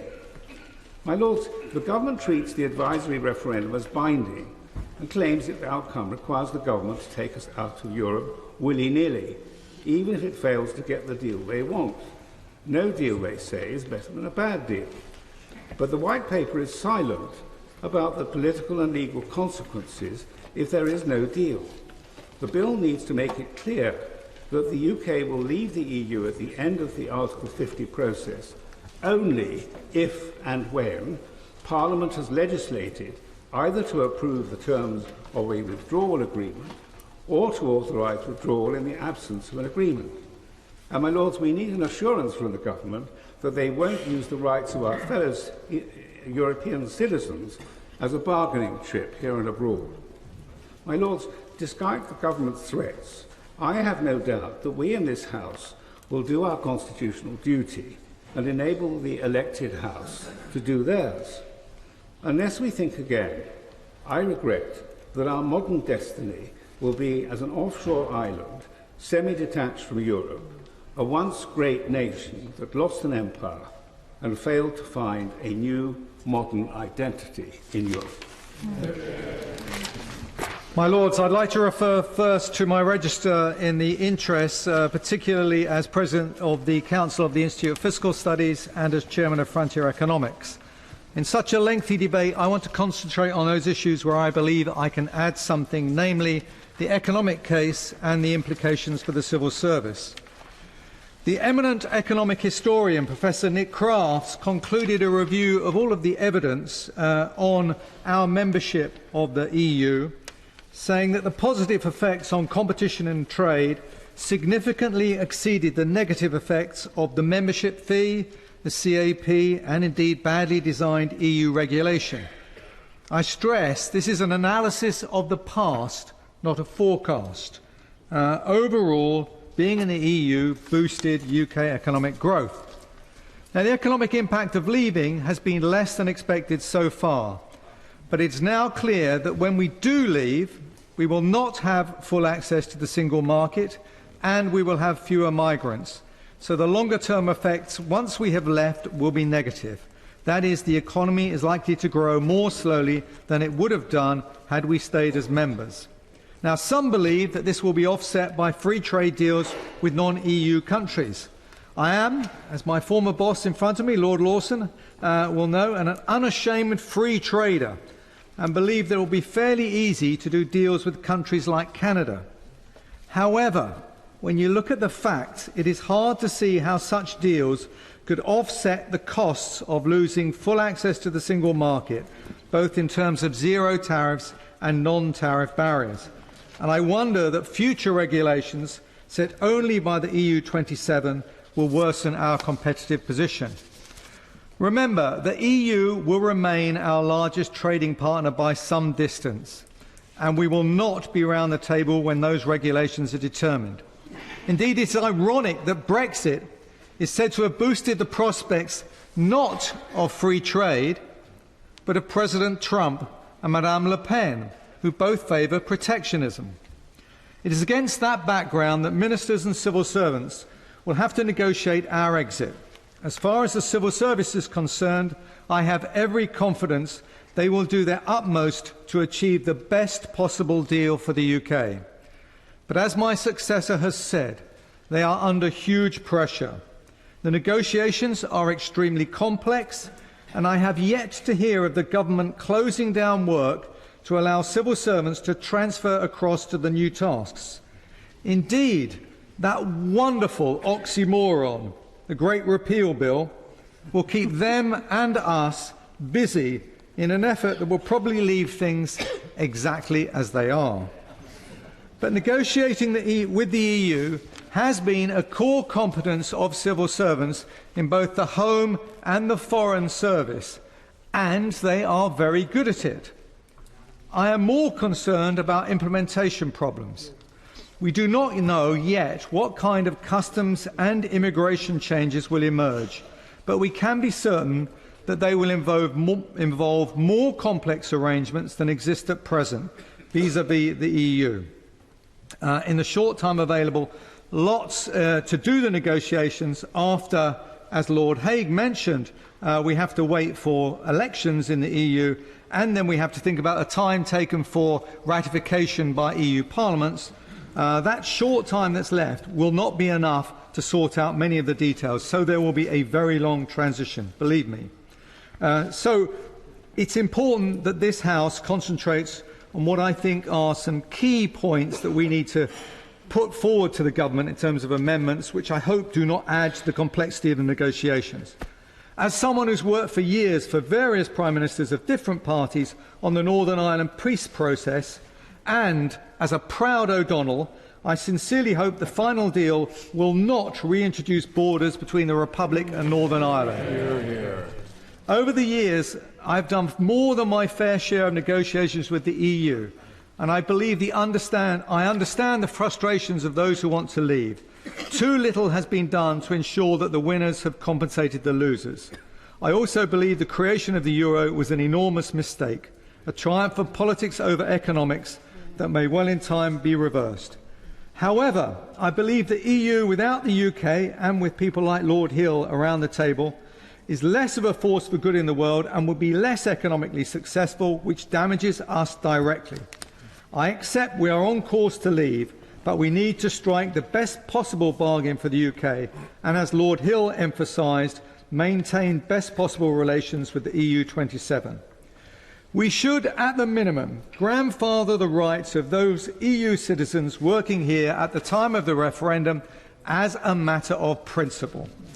I would also favour Parliament having a genuine vote once a preliminary deal is reached and before it goes for ratification to the EU 27 parliaments and a number of sub-parliaments, which is quite likely because the deal will inevitably cover some national competences. The UK Parliament should have a serious role on what the deal should cover. That is what we in this House should do with judicious amendments that help us to achieve a better deal for all in the country. The concession, and I put that in quotes, of a vote which has as the alternative departure on WTO rules, where I differ from Lord Lawson in thinking what its impact would be. To be honest, I'm very surprised that anyone would think that is any concession at all. This Parliament should get a say before the Wallonian Parliament. This is where I disagree with Lord Bill. When Monsieur Barnier negotiates, we have no guarantee that the individual EU 27 countries will accept whatever deal he has agreed, because it will be going to ratification to their national and subnational parliaments. So we would not be putting our negotiators at a disadvantage, simply levelling the playing field. Now, this negotiation is much harder than anything I had to deal with. Coalitions, that sort of thing, completely straightforward compared to this lot. Believe me. So I end by wishing the Minister and his civil servants well in what will be lengthy and complex negotiations. I hope that in this House we can put forward some amendments that will strengthen their hand and get a better deal for all of us. It is a pleasure to follow the noble Lord O'Donnell in this important debate. I think perhaps I should preface my own remarks by stating quite simply that I voted Remain for reasons that I still consider valid, but with which I will not bore your lordships this afternoon. But as soon as the result of the referendum was declared, I took the view that the decision to leave had been taken, and we should all buckle down and get on with delivering it. And that remains my view, and that is what I rise up to support.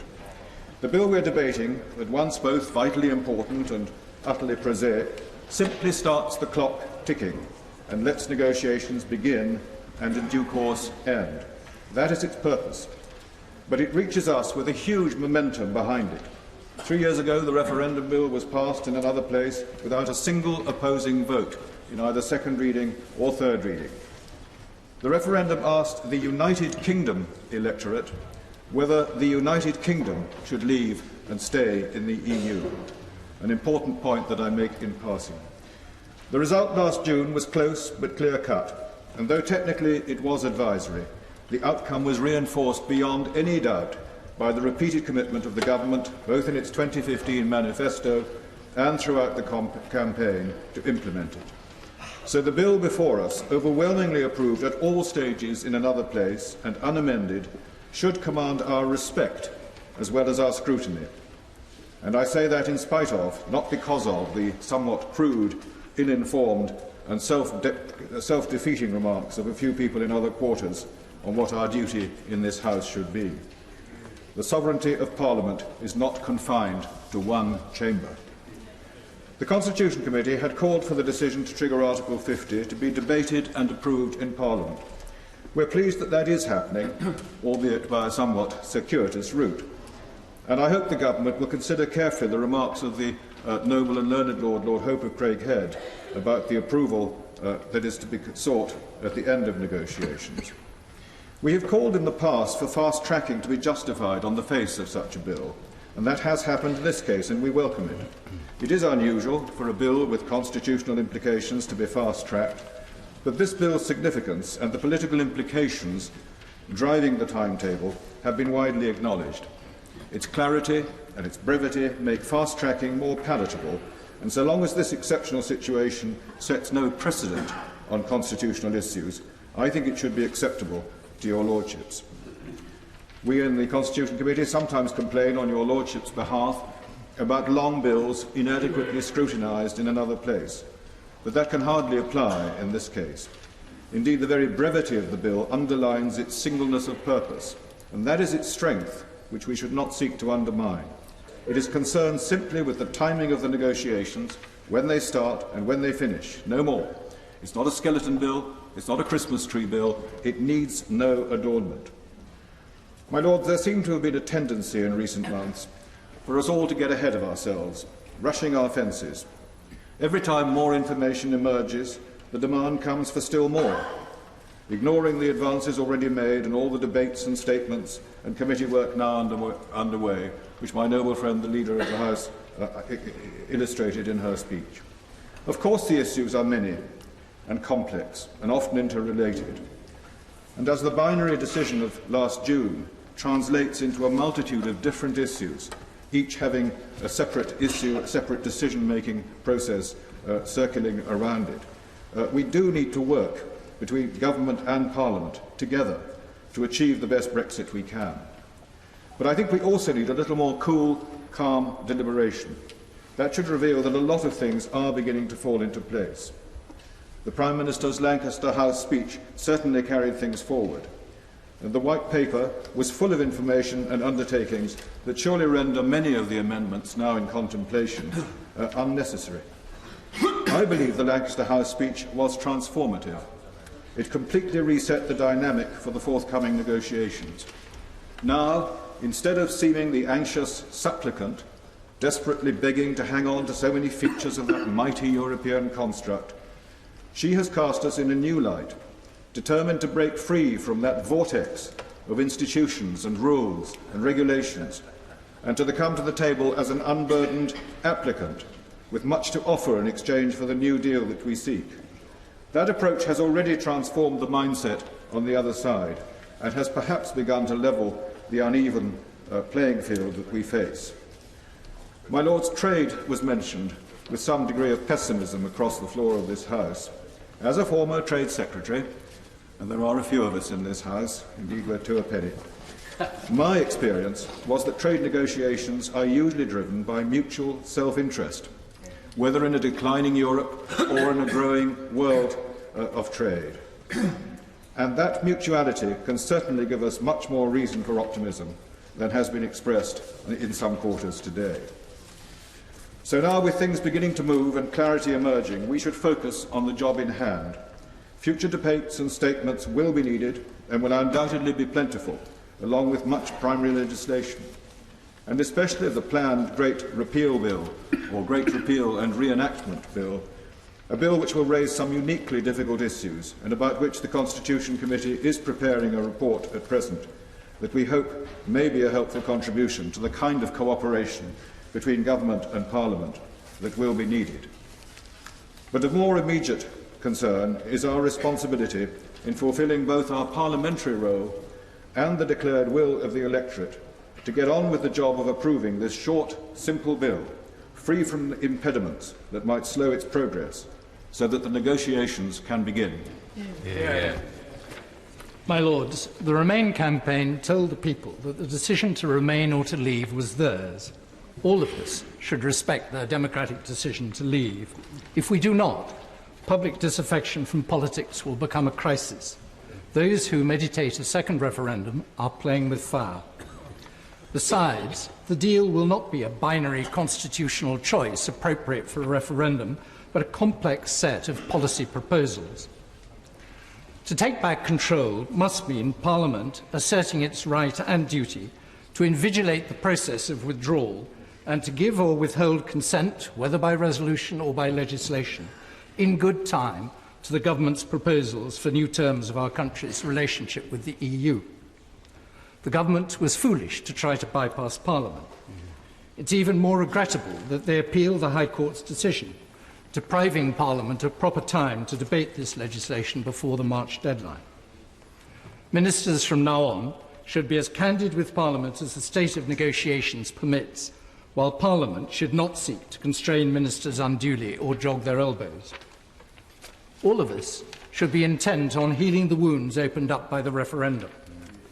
It is no way to reunite the country, to introduce new grammar schools, slam the door in the face of child refugees, use EU residents as bargaining chips, and threaten to turn Britain into an offshore tax haven.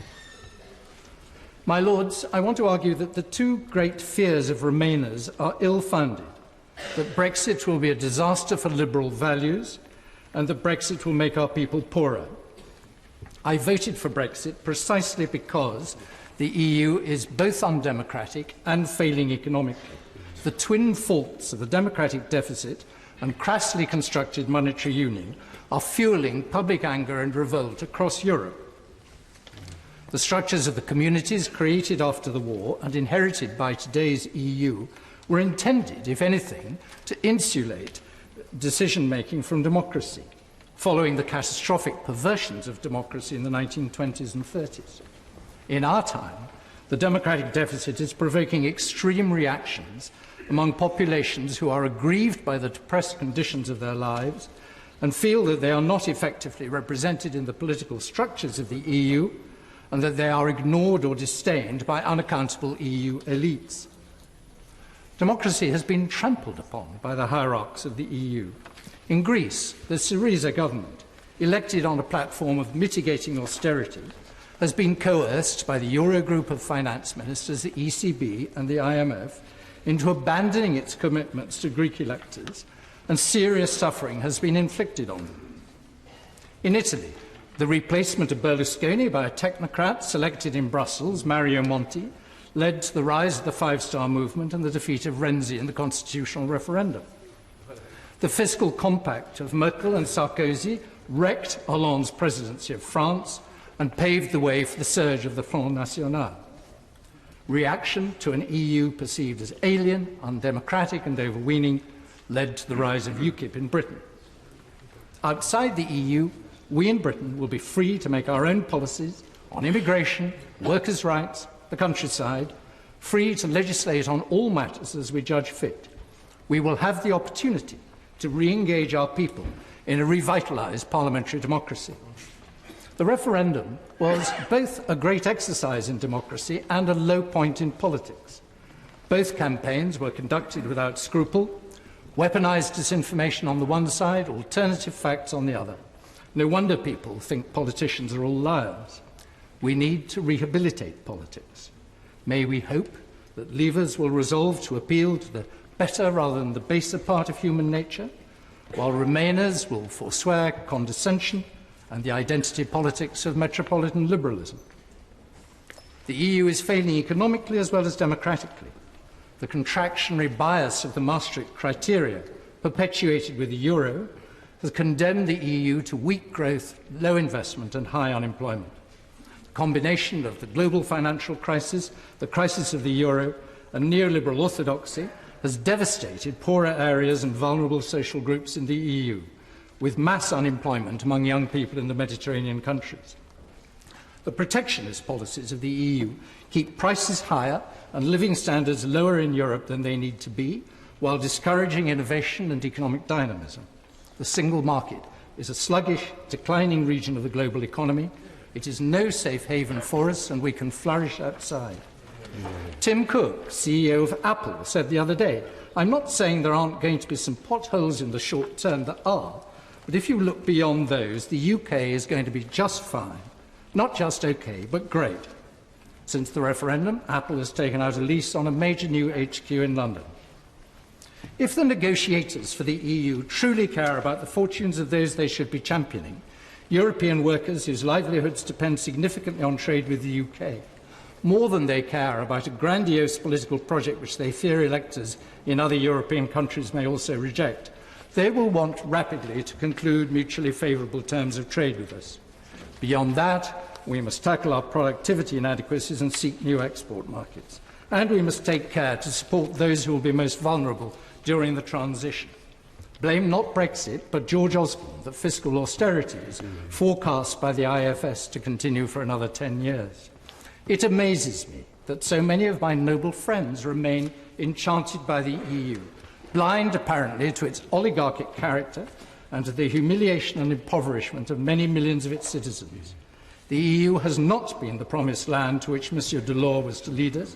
On the contrary, a long series of directives and treaty amendments has entrenched a neoliberal and financial model of capitalism, where once it was hoped a social market and social democratic model would prevail. The dogma of employability and flexibility has transferred wealth from wage earners to owners of assets. It has been an illusion for the left in Britain to think it can outflank a Conservative government by contracting out responsibility for progressive social policy to Brussels.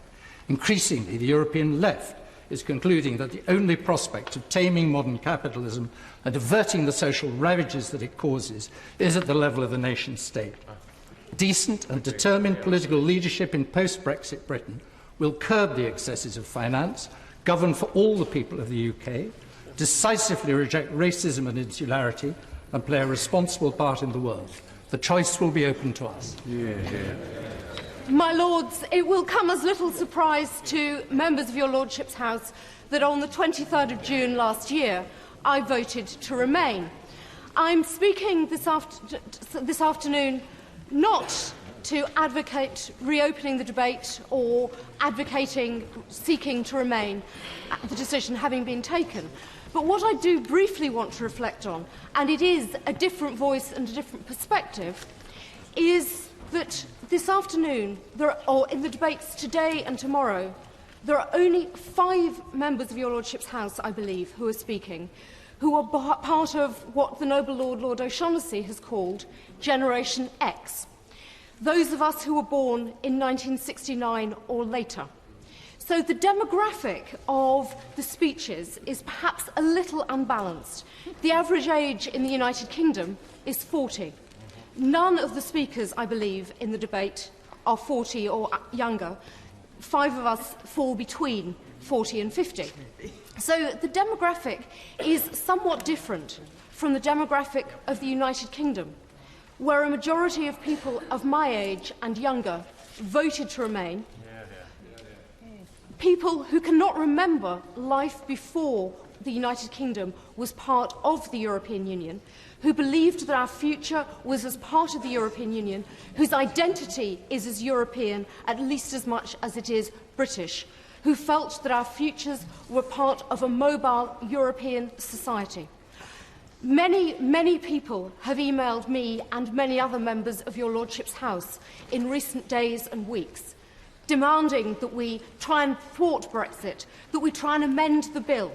But in particular, a lot of those calls are coming from those who were disenfranchised during the referendum. EU nationals resident in the United Kingdom, UK nationals resident in the rest of the European Union who had been abroad for more than 15 years.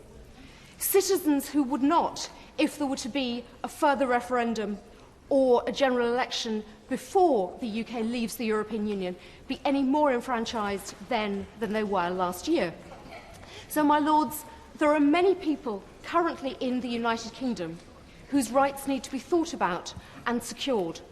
And I want, in the remaining 4 minutes, to touch on 2 key areas: peace and security, and the rights of EU nationals. The former doesn't feature at all in the 12 principles outlined in the Prime Minister's speech or in the White Paper.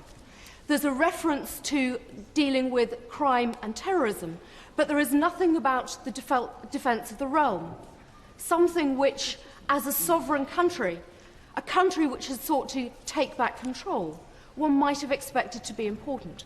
And while I have no intention of tabling an amendment to raise the issue of European foreign policy and security policy, I would be most grateful if the Noble Lord the Minister could reassure the House that the government does fully intend to do what it has implied by going global, that it is going to work even more closely with other international organisations than in the past, the UN, the Commonwealth, but in particular NATO, and with our erstwhile European partners.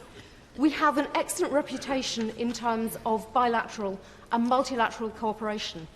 I was in Norway last week visiting the Royal Marines, where there is considerable training on a bilateral basis with the Norwegians, with the Dutch, and with the Americans. That is clearly something of which we should be doing more in the future, not less. And yet, if inflation and a change in the economy weaken the UK's economic situation, can the Noble Lord the Minister reassure us that that is not going to create a hit on defence? Because the UK's global security questions are not going to change by leaving the European Union, and the situation of Trump and Putin make our European security cooperation more important than it has ever been. Peace was the underlying value of the integration process in the 1950s and 60s. For me, it was the fundamental reason to vote Remain.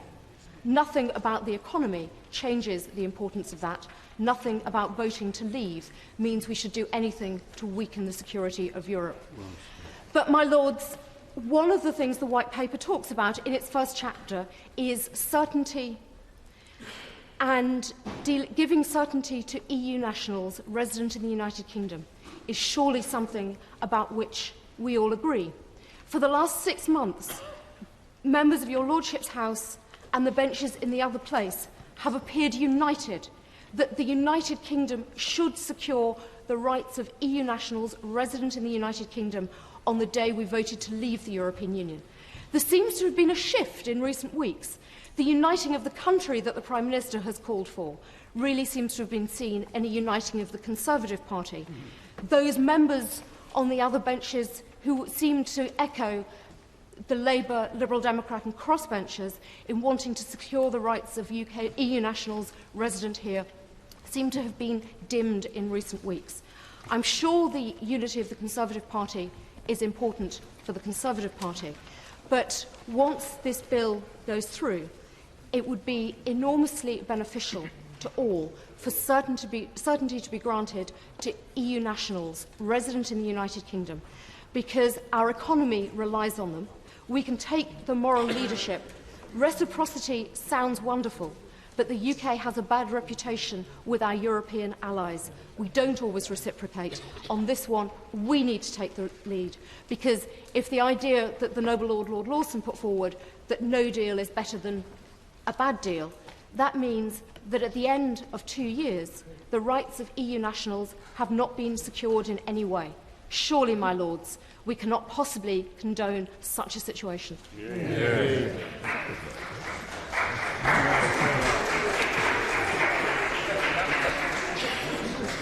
My lords, I was a passionate Remainer, but I will vote to pass this bill without a moment's pause, for we simply must respect the people's choice. However, my lords, we are woefully underprepared for the gigantic challenges ahead. The white paper, I thought, was shockingly flimsy, complete with its correction slip. It was as flimsy as the paper it is printed on. 300 to 400 bland words on immigration, for instance, and a host of questions about matters like sectoral impact that should have been answered long ago. Second, my lords, we are woefully over-optimistic. We are in a weak, not a strong negotiating position. It is in the EU's overall economic interest to negotiate a bespoke deal with us that facilitates free trade. But politics, I think, is going to trump economics.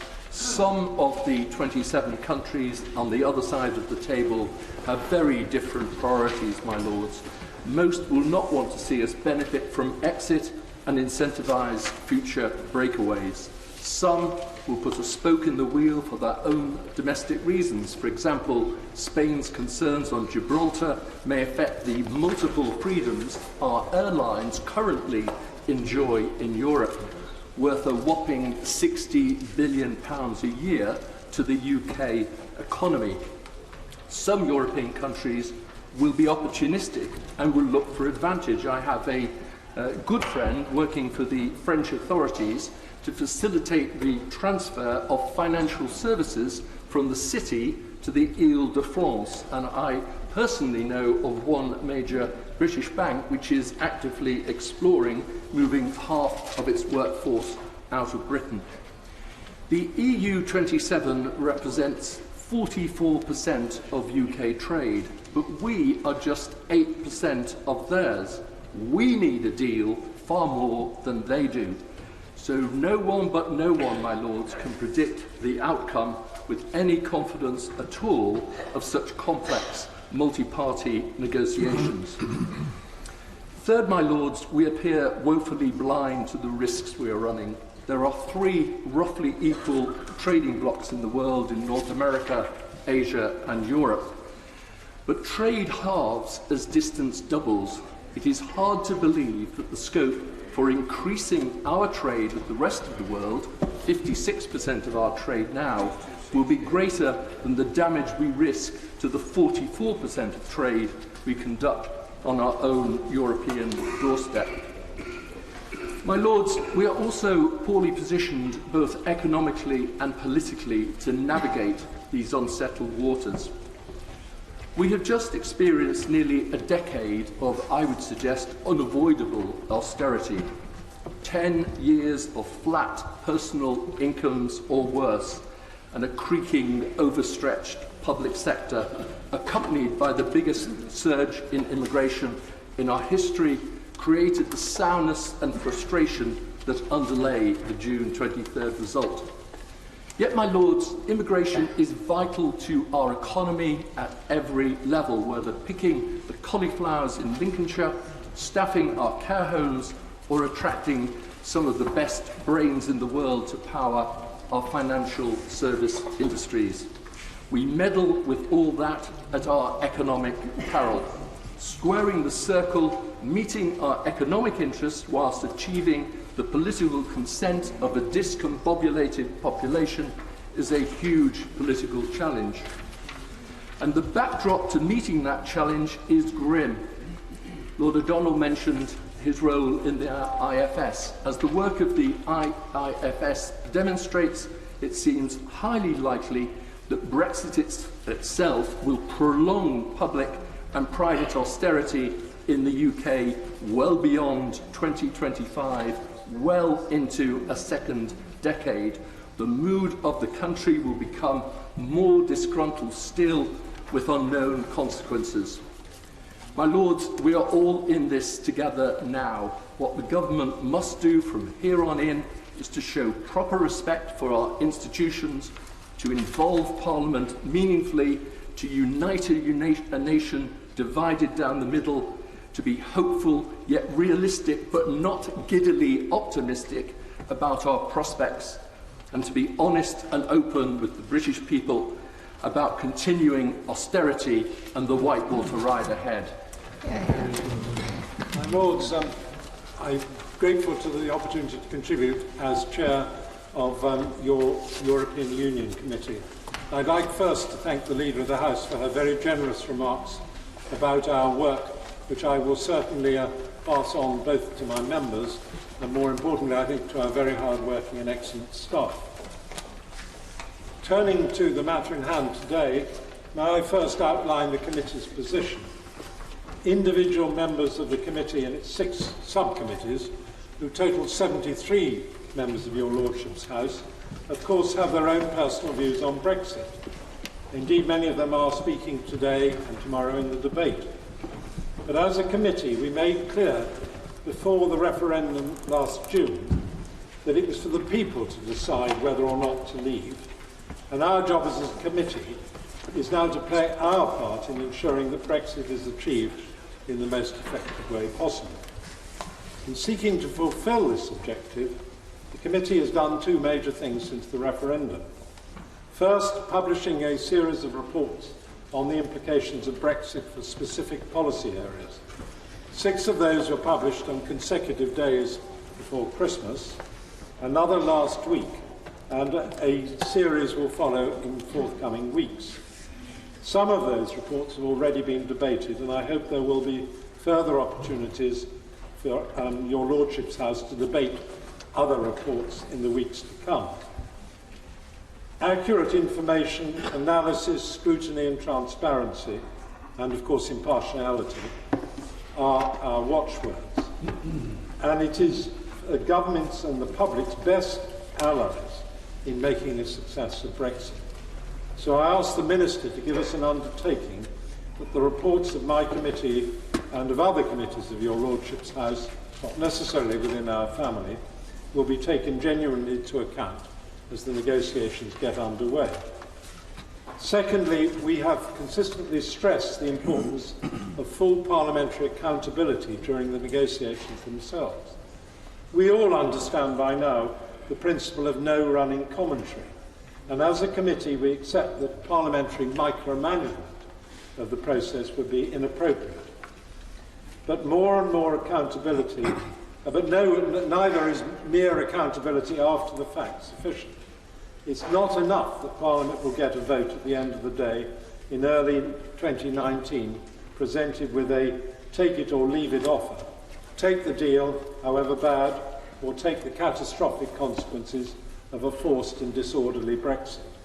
Consent must be earned over time and by dialogue, so the government needs to embrace scrutiny and provide a regular, appropriate flow of information to parliamentary committees throughout the negotiation. The government, to be fair, appears to have conceded this point, though in slightly oblique terms, by offering Parliament at least as much information as is to be made available to the European Parliament. But how much information that will be in practice remains to be seen, and we now need specific concrete commitments. The government should heed the words of Sir Ivan Rogers in his evidence last month to the House of Commons European Scrutiny Committee, when he described Brussels as, quotes, very leaky, and said, "You should all expect an awful lot of this negotiation to be conducted very publicly." I think the government would be wise to make a virtue of necessity and involve Parliament fully in the process from the outset. Reverting to our report, we also argued that both houses should have an opportunity to approve the government's negotiating priorities before Article 50 is triggered. It doesn't appear that this will in fact now take place. I regret that. It's a missed opportunity, and I hope it's not to be the first of many. Turning to the bill, it has, of course, just one objective: to authorise the Prime Minister to make a notification of withdrawal under Article 50.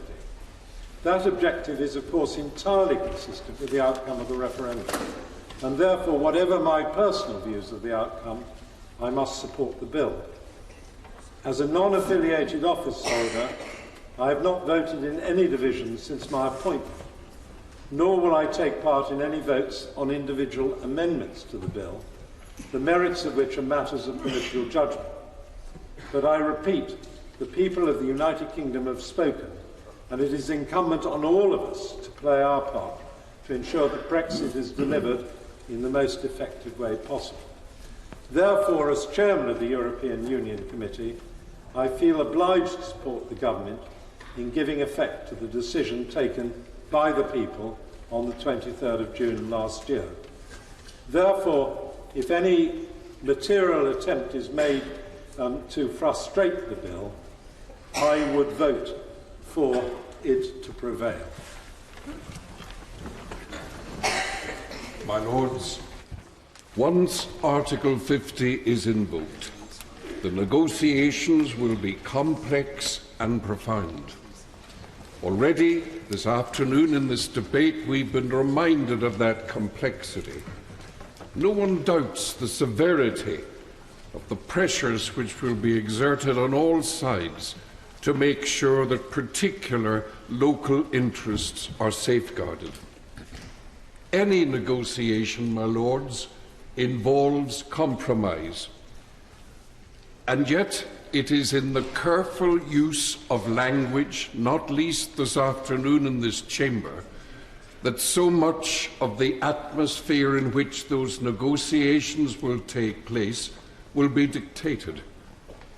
And so it is that we want to be careful the use of our language and the way in which we express deeply held views on Brexit. However, given that background, I wish to make a strong plea at this stage of our debate that the particular concerns of a part of the United Kingdom, which by a small majority voted to remain in the European Union, should not be overlooked and should not be forgotten. There have been verbal assurances that those concerns will be watched and will be safeguarded.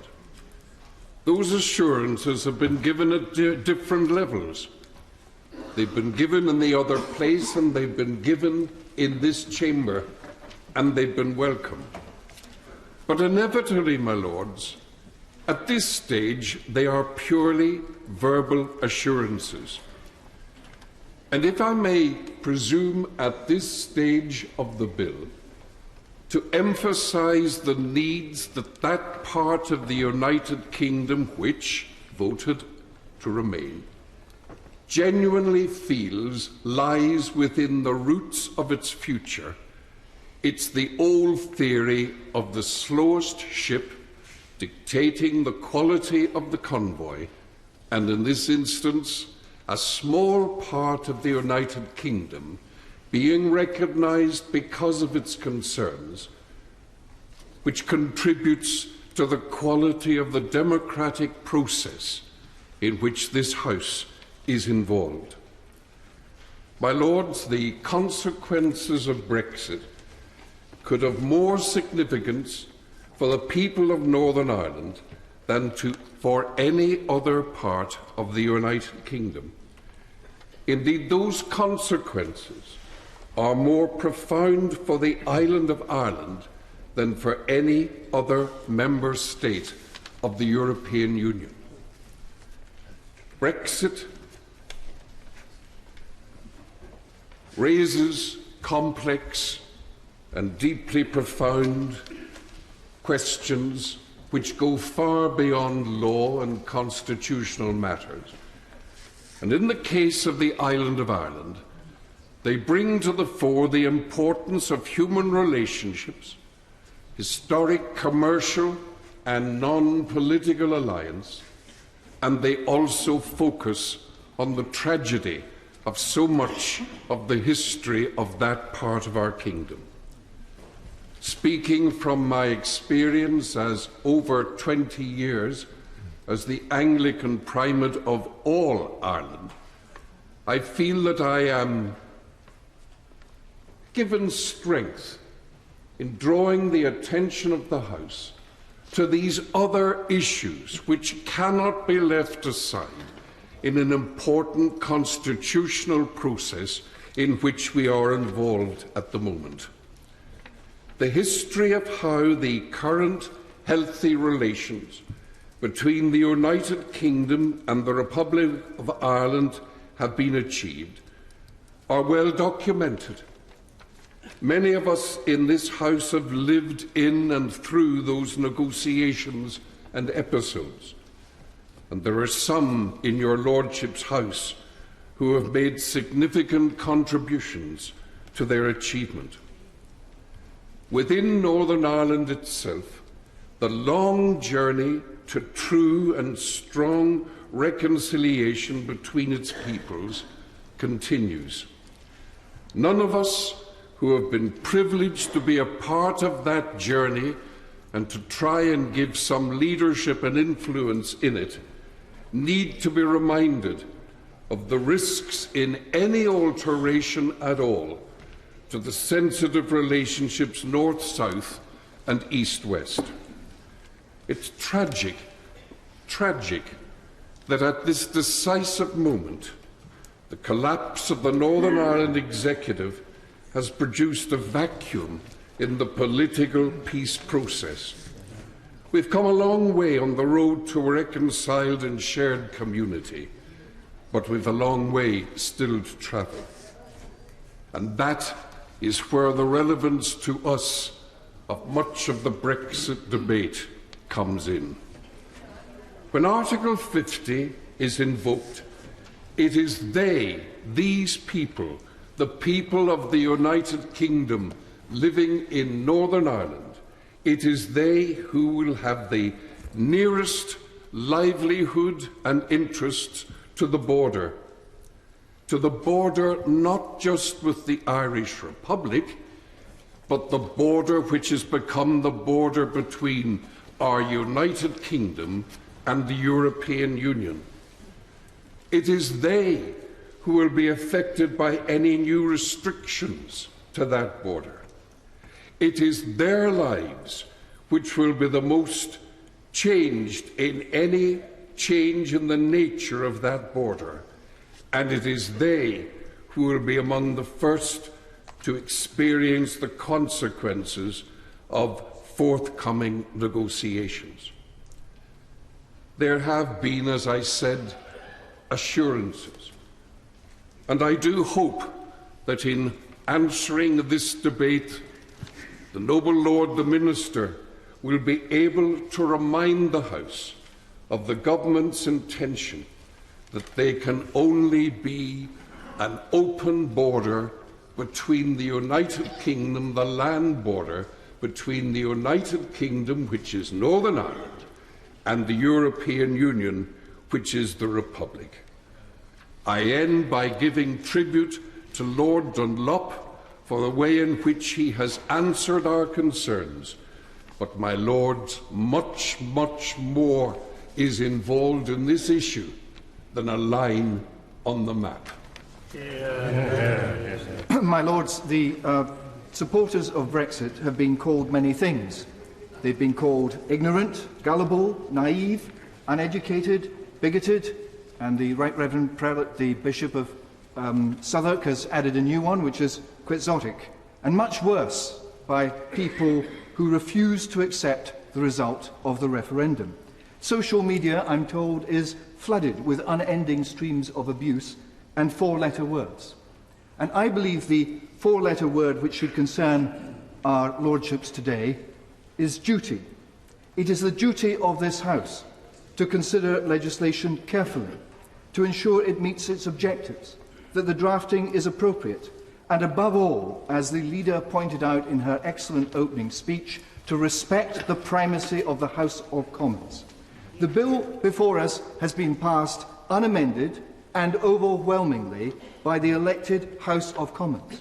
The judgment of the Supreme Court required, as the noble Lord Hope pointed out, the government to obtain parliamentary authority for the notification of the UK's withdrawal from the EU under Article 50.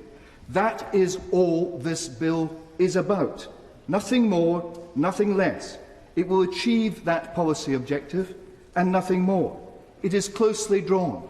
It is narrow in scope, and it is our duty to pass it quickly and without amendment.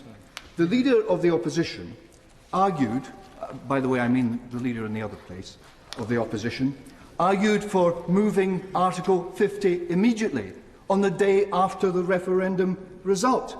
And David Cameron had to be restrained from doing the same thing.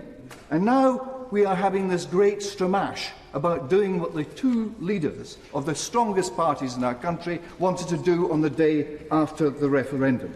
Parliament voted overwhelmingly to hold a referendum on our membership of the European Union. The government spent £9.3 million of our money on sending a leaflet to every household in the country during the campaign. It said, the referendum on Thursday, 23rd June, is your chance to decide if we should remain in or leave the European Union. This is your decision. The government will implement what you decide. What part of that do the Liberal benches not understand? And it is our duty to ensure that that promise is kept and that democratic decisions of the people and the House of Commons are upheld. This brings me to the Liberal Democrats. They are opposed to the composition of this House, arguing it lacks democratic legitimacy. Despite being reduced to a rump of 9 members in the House of Commons, more than 100 of them have landed here like beached whales noisily swimming against the democratic tide. Their hapless leader, Tim Farron, was almost alone, it seems, in welcoming Tony Blair's ill-judged and embarrassing rallying cry on Friday for people to revolt against the decision taken by the largest number of voters in our history. How galling for Keir Starmer, who carefully and responsibly led Labour in the Commons, and more so, the 346 members of the House of Commons who opposed leaving the EU, but who voted for this bill because they are Democrats. They put the supremacy of the democratic mandate ahead of their personal views. Education, education, education. Remember that? It was once Tony Blair's winning soundbite. Cloned from Shakespeare's Othello, the original seems more appropriate today. Reputation, reputation, reputation. I have lost my reputation. I have lost the immortal part of myself. The Liberals care not if this House loses its reputation. And they have the brass neck to come here and to boast in the press and to use this, that they will use this place as a platform to reverse the decisions of the elected chamber and challenge the people's verdict on the referendum by calling for a rerun. If Brussels thought the terms of Brexit must be approved in a second referendum, then of course they have every incentive to do their worst for our country. Of course, the country the Liberals, I refuse to call them Liberal Democrats, the country the Liberals are fighting for is against the European Union and if they damage the standing of this House in the process, so much the better. The Liberals say why? Because they do not support the democratic decisions taken by the British people and by the other place and seek to subvert it. If the Liberal Democrats' antics are extraordinary, they have pretty strong competition from the Scottish Nationalists. They won 57 out of 59 seats in Scotland on a platform that decisions that affect Scotland should be made in Scotland. And within a year, they have disgraced their supporters by singing the European national anthem in the chamber of the House of Commons. They've refused to seize the opportunity to regain control of fishing and agriculture, farming policy to the Scottish Parliament from Brussels. Can you believe it? Not a single piece of legislation has been introduced to the Scottish Parliament since the election nearly a year ago. Their only draft bill, we're told, is one to hold another independence referendum. Like the Liberals, it seems, the parties which are most enthusiastic about holding referendums are the ones which refuse to accept the results. The party with the largest number of supporters voting for Brexit in Scotland was which? It was the SNP. More than 1 million Scots voted to leave the European Union, despite all their political leaders campaigning for Remain and encouraging their elected members who supported Brexit to keep silent. Some MSPs, like Ross Thompson, bravely campaigned for Brexit, while others, like Alex Neil, the SNP member, voted secretly to leave. For the First Minister, 1.6 million matter, but 1 million are an inconvenient truth. This House has an important part to play in helping our nation to make a success of Brexit through its many select committees, as my noble friend Lord Boswell has pointed out, and through the debates that lie ahead. There is expertise here, and our reputation for cross-party cooperation and an evidence-based approach to policy is undiminished. As Lord Patel told us, we should pass this bill and get on with that task. According to the polls, almost 2/3 of voters want Parliament to do just that. We must not let them down. My Lords, critics say, what right have I, as an unelected peer, to oppose this bill or even radically to seek to amend it? Especially when the Prime Minister is behaving as if she only represents 52% of the citizens who voted to leave. I don't deny they won, or that the outcome has to be respected. But what about the 48% who voted Remain? What about the Scots, where independence is threatened, or the Northern Irish, where the peace settlement is threatened? The truth is the country was split down the middle, and it still is. If the Prime Minister were really acting in the national interest, she would be representing Remainers too. She would be pursuing a one-nation Brexit, not a partisan, hard, right-wing Brexit. However, I fully understand and respect that for many MPs and your lordships, the vast majority of whom, like I did, campaigned and voted to remain, this bill is agonising, and that they feel duty-bound to act in line with the referendum result.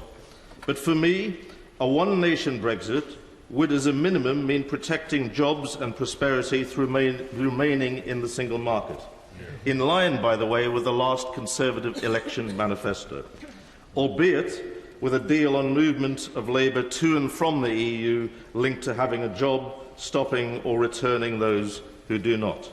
A one-nation Brexit would also mean guaranteeing a completely open border between Northern Ireland and the Republic. No security checks, no controls, physical or electronic. Otherwise, I believe the peace process could unravel. Cutting us off from our biggest market, where nearly half our trade is done, will have a devastating consequence for the economy, for jobs and for millions of individual citizens' lives. The detailed terms of the divorce are likely to be serious. There will be a cost estimated at between 40 and 60 billion euros for the UK to fulfil its existing obligations. Relocating the future of the two EU institutions located in the UK, the European Banking Authority and the European Medicines Agency, will lead to a direct loss of highly skilled jobs and an exodus of companies located here who valued proximity to these agencies, as the Japanese government has warned. A failure fully to protect property, contract, pension and residence rights under European Union law, which we as EU citizens have acquired, as well as social security, healthcare and mutual recognition of qualifications, could lead to the repatriation of an estimated 1.25 million British migrants from other European Union countries, both retired and working. Financial services, providing 11% of Treasury revenues and 10% of our GDP, risk losing their passport to the EU of regulatory equivalency, already leading to the banks announcing plans to move jobs to rival financial centres such as Frankfurt, Dublin, Paris or New York. EasyJet has drawn up plans to leave its Luton headquarters and relocate to the continent, as UK-based airlines risk losing access to the EU's deregulated aviation market after Brexit. The car industry fears crippling tariffs, whilst the UK aerospace industry, including critically Airbus in Wales, also fears that European contracts may be at risk. These industries are key to maintaining the UK's tax base and skilled workforce, and are absolutely crucial to the regional economies where they're based. Is this really the outcome that voters in these vital sectors wanted to see? Surely not. They voted to leave the EU in order to take control, not to lose control. Almost universally overlooked is that the right to free movement has never been unconditional, even under current European Union rules. In fact, the UK already has a number of effective tools available to it to manage migration from the EU if it wishes to do so. Other European Union countries, such as Belgium, send thousands of people back to their own country every year, for example, if they're not in work. Rather than turning our backs on our largest export market in the EU, would not a more constructive approach have been to try to agree a new interpretation of free movement of labour, namely that this should only apply to the 60% of EU nationals with offers of employment from British employers who need them? We now learn that if we cannot get the European Union trade deal we want, the government wants to jump into what you might describe as a Trump Brexit, to make Britain a low-tax haven with lower labour and environmental regulation in an attempt to attract foreign firms once we have left the EU. That would also mean continued shrinking of the state, even more savage cuts in public services, and even greater inequality hitting the hardest, the poorest and the most vulnerable of our citizens. That, in my view, would be a betrayal of almost everything I've fought for in both Houses of Parliament for over a quarter of a century. Despite our party leader's three-line whip to march through the lobbies with the Conservatives for this Trump Brexit, and as a matter of principle and conscience, I will vote against this bill if the government does not accept key cross-party, cross-bench amendments which have been tabled. Well done, Peter. My Lords, every day we start our deliberations by asking for wisdom and understanding. We pray that the result of our councils may result in, quote, the public wealth, peace and tranquillity of the realm, and the uniting and knitting together of the hearts of all persons and estates within the same. My Lords, whether we are religious or not, I think these objectives should unite us all, because currently this country is very divided and very angry. When I came to the House of Lords, I knew that I did not represent a geographical constituency. I understood that I was here to represent all the people of the United Kingdom and to do what I judge to be the right thing according to my conscience. And that is what I propose to do. My Lords, last time I looked, every member of this House was equal. His or her opinion was equal, and his or her conscience was equal. And last time I looked, it was customary to treat other members of the House's opinion and conscience with some civility and respect. And I have to say that the speech before last did not do that and did not serve that member's cause very well. Yeah. Your Lordship's House has a duty to scrutinise legislation in detail and to ask the Government to think again when it is going in the wrong direction. There is precious little detail in this bill, but I judge that the Government has chosen to take the country in the wrong direction. There is no mandate for it. There is no majority to leave the single market. If we continue along this path, our people will be poorer and our country will be more isolated and less influential in the world. So I will be supporting amendments to protect the rights of citizens of other EU countries who live and work here, to protect our access to the single market, and to allow the people of this country to have the last word for the sake of our unity and democracy. And that is what I believe democracy is. As your Lordships will be aware, I speak on health and social care from these benches. There are three main healthcare reasons why I believe this bill should be amended. They boil down to people, healthcare and Donald Trump. There are tens of thousands of EU citizens working in our health and care system, and the Government is using their future and the future of those they care for as a pawn in a misguided game of cat and mouse with the other 27 countries. Without them, the staff shortages we're already experiencing will be a lot worse and patients will suffer. I'm pleased to say there has been a cross-party outcry from your Lordships about this, and so I hope all will vote for an end to that foolishness. Secondly, the businesses that provide the drugs, medical devices and treatments that British people need will be badly affected by a hard Brexit. And that is why I support access to the single market, rather than just waving a white flag and not even trying. The pharmaceutical products most of us depend on are developed by research, by networks of scientists working together across Europe. These networks are already suffering, and the massive EU funding from which they benefit is being put at risk. Clinical trials taking place here in the UK are at risk, and UK patients get access to new and cutting-edge treatments because of them.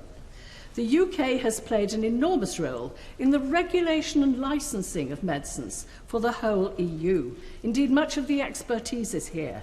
It makes no sense to develop our own system. We could lose a lot of that expertise.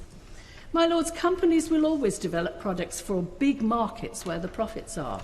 Why would they want to develop a product to satisfy the regulations in a market of 68 million people, when they could sell to a market of 400 million. Medicine distributors warn of cost increases, decreased access and even shortages.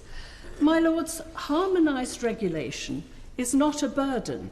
It gives us the freedom to sell and the confidence to buy. Why throw it away? Medcare products frequently cross borders during the course of their manufacture, packaging and labelling. Having tariffs imposed on them will increase their costs and decrease their competitiveness. So for the sake of UK patients and their access to affordable and cutting-edge medicines and treatments, I will be supporting an amendment to give us continued access to the single market and the customs union. And then there is Donald Trump. Our NHS is probably our most valuable asset. Already, a lot of American healthcare companies are sniffing around to see what they can pick up. We all heard what Trump said about trade deals putting America first. America first, not the UK first. So anyone who thinks a trade deal with the USA will not result in a lot of our health services being run by American companies must be completely mad. Finally, I will be supporting an amendment to ensure the approval of the British people for the deal put before them by the Government.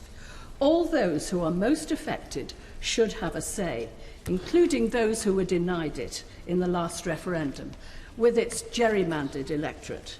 Citizens of other EU countries who live here, British citizens who have lived for many years in other EU countries, and 16 to 18-year-olds whose future study and work opportunities will be damaged by Brexit. My Lords, we have a representative parliament and we are not used to referenda, but perhaps if we venture into that area, we should have taken a leaf from the book of the Swiss. Here, our future wealth and well-being is being hijacked by an advisory referendum in which only 37% of a gerrymandered electorate voted for the change. And that means that 63% didn't. So I believe I am here to speak for the 63%, along with all those groups who were not allowed to vote at all. And so for those reasons, and as the way other noble lords have mentioned, times have changed since the 23rd of June, we need a referendum on the final proposals. You cannot start the process with some form of democracy and finish up with a stitch-up. The long-term future of the UK and its population is at serious risk, and this House must do its duty and ignore bullying threats as to its own future. Yeah. My Lords, during this debate, a number of noble lords have kindly referred to Northern Ireland in their speeches.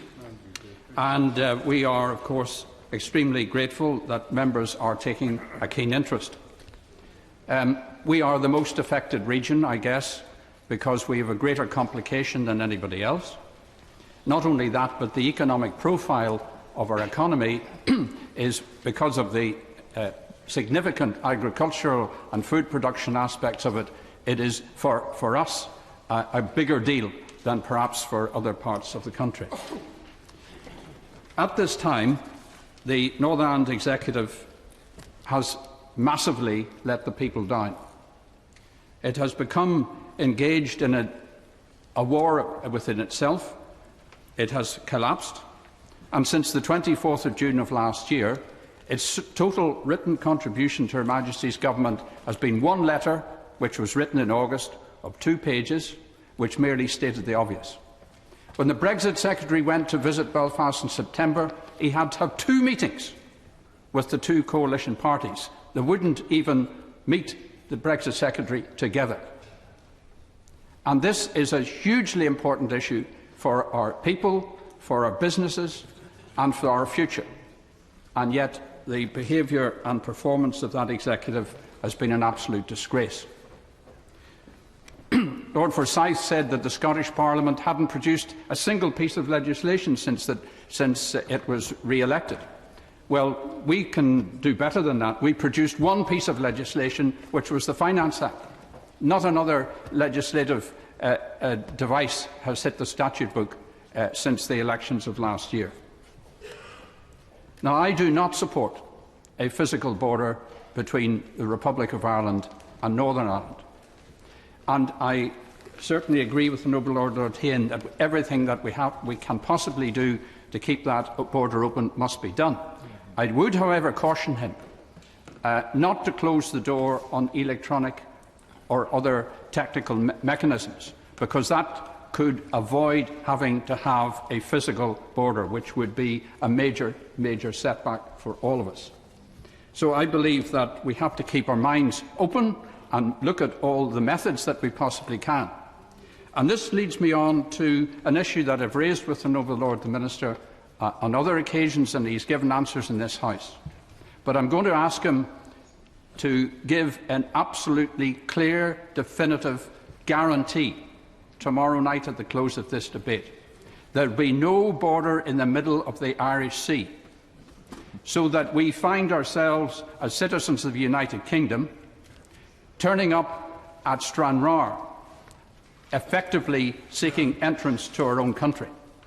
So I want to be absolutely clear that that's one thing I will be waiting for tomorrow night, should we be here to 7 o'clock the following morning.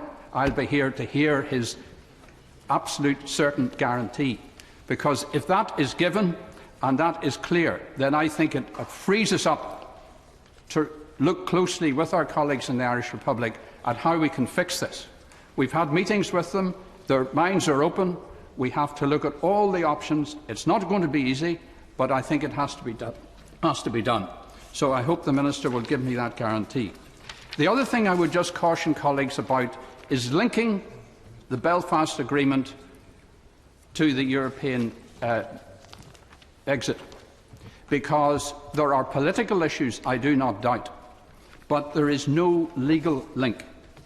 The results of the court case that was held both in Belfast and subsequently referred to the Supreme Court is very clear.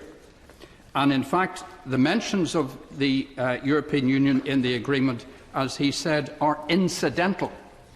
And as one who was privileged to be in those negotiations for over 2 years, Europe was mentioned, but it was mentioned in the context of the commonality between ourselves and the Republic and what assistance and help it could give. And I have to put on record it came across and gave us a special peace fund that no other part of the European Union had. It is still there and it's still working, and we're very grateful for it. But I would make it clear there is no link. There's a political link, but not a legal or constitutional link. And the final point I would want to make, my Lords, is this. Having been part of a very complicated negotiation lasting over 2 years, I have to say that I think the expectations of some noble lords as to how these can be conducted is somewhat wrong. Up until 1 hour before those 2-year negotiations ended, I could not have said there was going to be a deal. If you think that you can put out everything in front of the people you're negotiating with and tick the boxes off every quarter, it's an unrealistic prospect. Ministers have to go in and they have to negotiate. And I can assure you that if we had to look over our shoulders every 5 minutes, we were assailed from all sides. People out shouting traitors and Lundies at us outside the gates. If we had, on top of that, to say every few weeks what we were doing, what we were discussing, we would never have got an agreement. Never. So please do not believe that you can conduct an international negotiation on this scale, and this is a much bigger scale than what we were involved in. Please do not think you can do that and at the same time hog-tie the ministers. They must be free to negotiate. If they do a good job, fine. If they do a bad job, then we will know and we will have an opportunity to pass judgment on them. But we can't, if you can imagine what the negotiators on the other side of the table would do in those circumstances, knowing that they can cut the ground from under the ministers who are negotiating with them, what do you expect them to do? And we face that. If our opponents knew what our bottom line was on a particular issue, we'd have been slaughtered before we even got to a deal. So I think members have to be realistic. And whatever people think, the fact of the matter is David Cameron looked in the camera and in the eye, he said, this is an in or out referendum. We recommended remain because of our particular circumstances. The vote's over, and we've now got to implement the decision. And you cannot do that with your cards being face up on the table, because the person at the other side of the table will simply take every advantage and you'll have no leverage whatsoever. You'd simply be humiliated when you come back.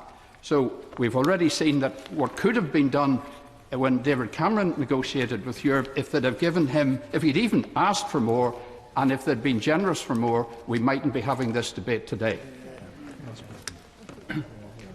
My Lords, I should begin by telling the House that I voted to remain in the European Union, and I'm sure, as my noble friend Lord Lang said, that the House isn't remotely interested in my reasons, but they were in fact congruent with the reasons that I attempted to advance from the dispatch box.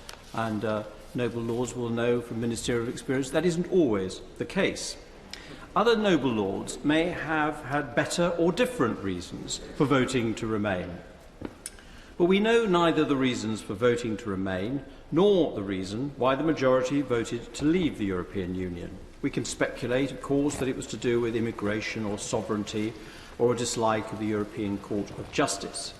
But we do not ask voters to give reasons for their votes, whether in council or parliamentary elections or in a referendum. Lord Mandelson clearly has greater insight to their motives than I do. The Referendum Act, which I had the privilege of assisting to take through your Lordship's House, does not contain implementation provisions. What did voters or parliamentarians expect to happen were the British people to vote to leave the EU?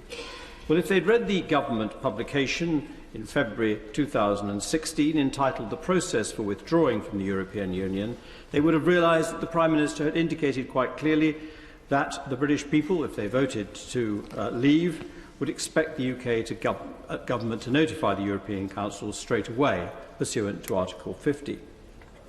During the course of the passage of the Euro referendum bill through your Lordship's House, there were debates, often heated, about the virtues or otherwise of membership of the European Union. There were a great many amendments put down, but they were concerned with the franchise, or what one might call the rules of engagement in relation to the referendum campaign. All the major parties agreed that there should be a referendum. No parliamentarian put down an amendment spelling out what the consequences of an out vote would be. There was, for example, no amendment on thresholds or the sort of Brexit that would follow, let alone anything about a second referendum. The government, following the referendum vote, thought they could rely on the royal prerogative to trigger Article 50, but decided not to do so immediately. As noble lords know, there followed a legal challenge. Ultimately, the Supreme Court concluded that, notwithstanding a resolution of the House of Commons in favour of triggering Article 50, the notice could only follow actual legislation, although the Supreme Court was at pains not to be specific about the form of that legislation. One could say that this short bill before your Lordship's House represents minimal compliance with the Supreme Court's ruling, but in my view it respects the decision of the Court. At paragraph 122 of the Supreme Court's judgment, Lord Neuberger, speaking for the majority, said this: "There is no equivalence between the constitutional importance of the statute or any other document and its length or complexity." Notwithstanding the interesting observations by the noble and learned Lord Hope, in my view the bill shows respect for the rule of law and the decision, and, of course, for the independence of the judiciary. After the decision of the Divisional Court, there was a lamentable attack on judges by some of the media. The government was rather slow to condemn this. I'm glad to say they were much quicker to evince acceptance of the Supreme Court's judgment. Why was it important to defend the independence of the judiciary? Not because of any hypersensitivity on the part of the judges, who are used to robust criticism of their judgments. It is because of the critical importance in the function of the Constitution that the government shows respect for the rule of law. And if one needs any illustration of the importance of that principle, one only has to look at the United States of America at this very moment. I should add that I do not suggest for a moment that the role of the Constitution, the role of judges in the Constitution, does not deserve examination. Indeed, there is an important debate to be had about the proper reach of judicial power, one that is taking place under the auspices of Policy Exchange's Judicial Power Project. However, there can be no doubt that the Supreme Court acted entirely within its powers in the Gina Miller case and came to a conclusion that was in accordance with the law. Various noble lords have put down amendments to the bill, seeking no doubt to improve the legislation. But on what basis can they reasonably do this? Is it because they are seeking to attribute reasons for the United Kingdom voting to leave which were not in fact provided by the vote?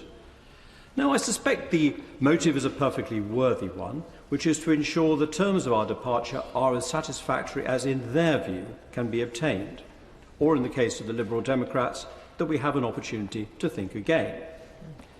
No one on either side of this debate can properly be described as lacking in patriotism. All noble lords, I'm sure, are anxious to ensure the best possible outcome for the United Kingdom, and I do not welcome veiled threats, or even not so veiled threats, to abolish this House if it simply does not acquiesce with the Commons.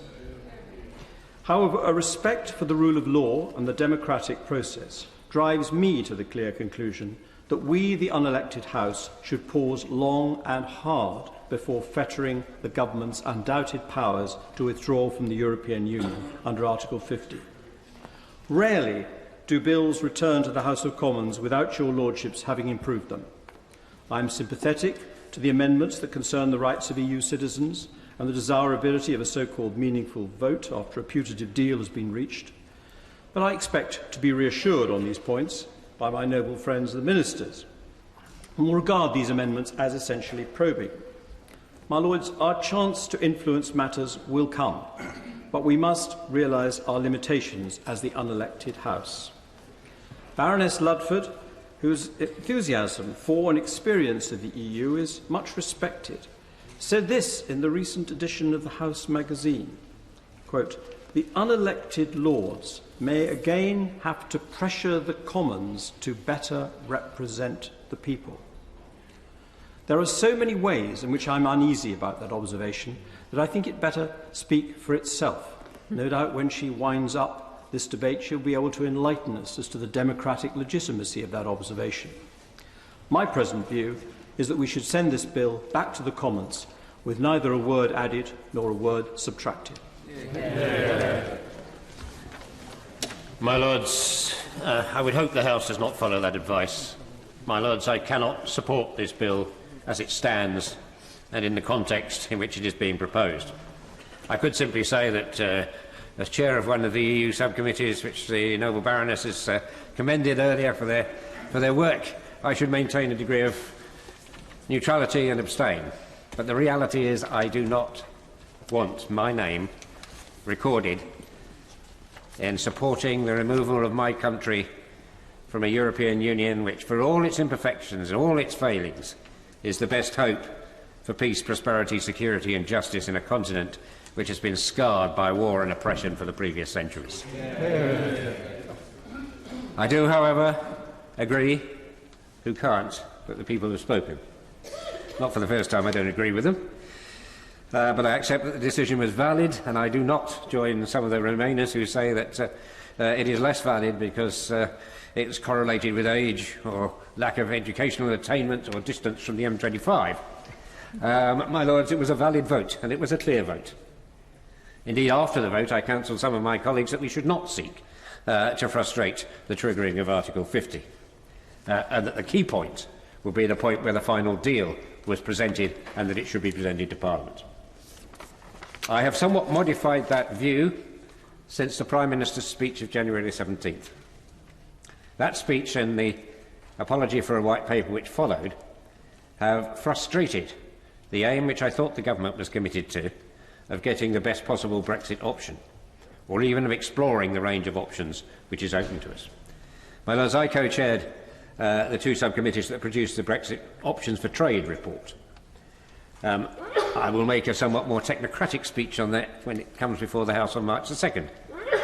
But suffice to say for now, the big print is that the whole range of witnesses from industry, from business, from academia, from the trade unions, from consumer groups, from lawyers and from other professionals, the vast majority argued that the least disruptive and to them the most attractive option for Brexit was retaining, for most purposes, a continuing membership of the single market, probably in some form of EEA EFTA-type deal. And most also argued that to cushion the change for British industry over the period, we needed some continuing engagement, at least for the short term, in the customs union, which would also actually alleviate the situation in Ireland, to which many noble lords have spoken.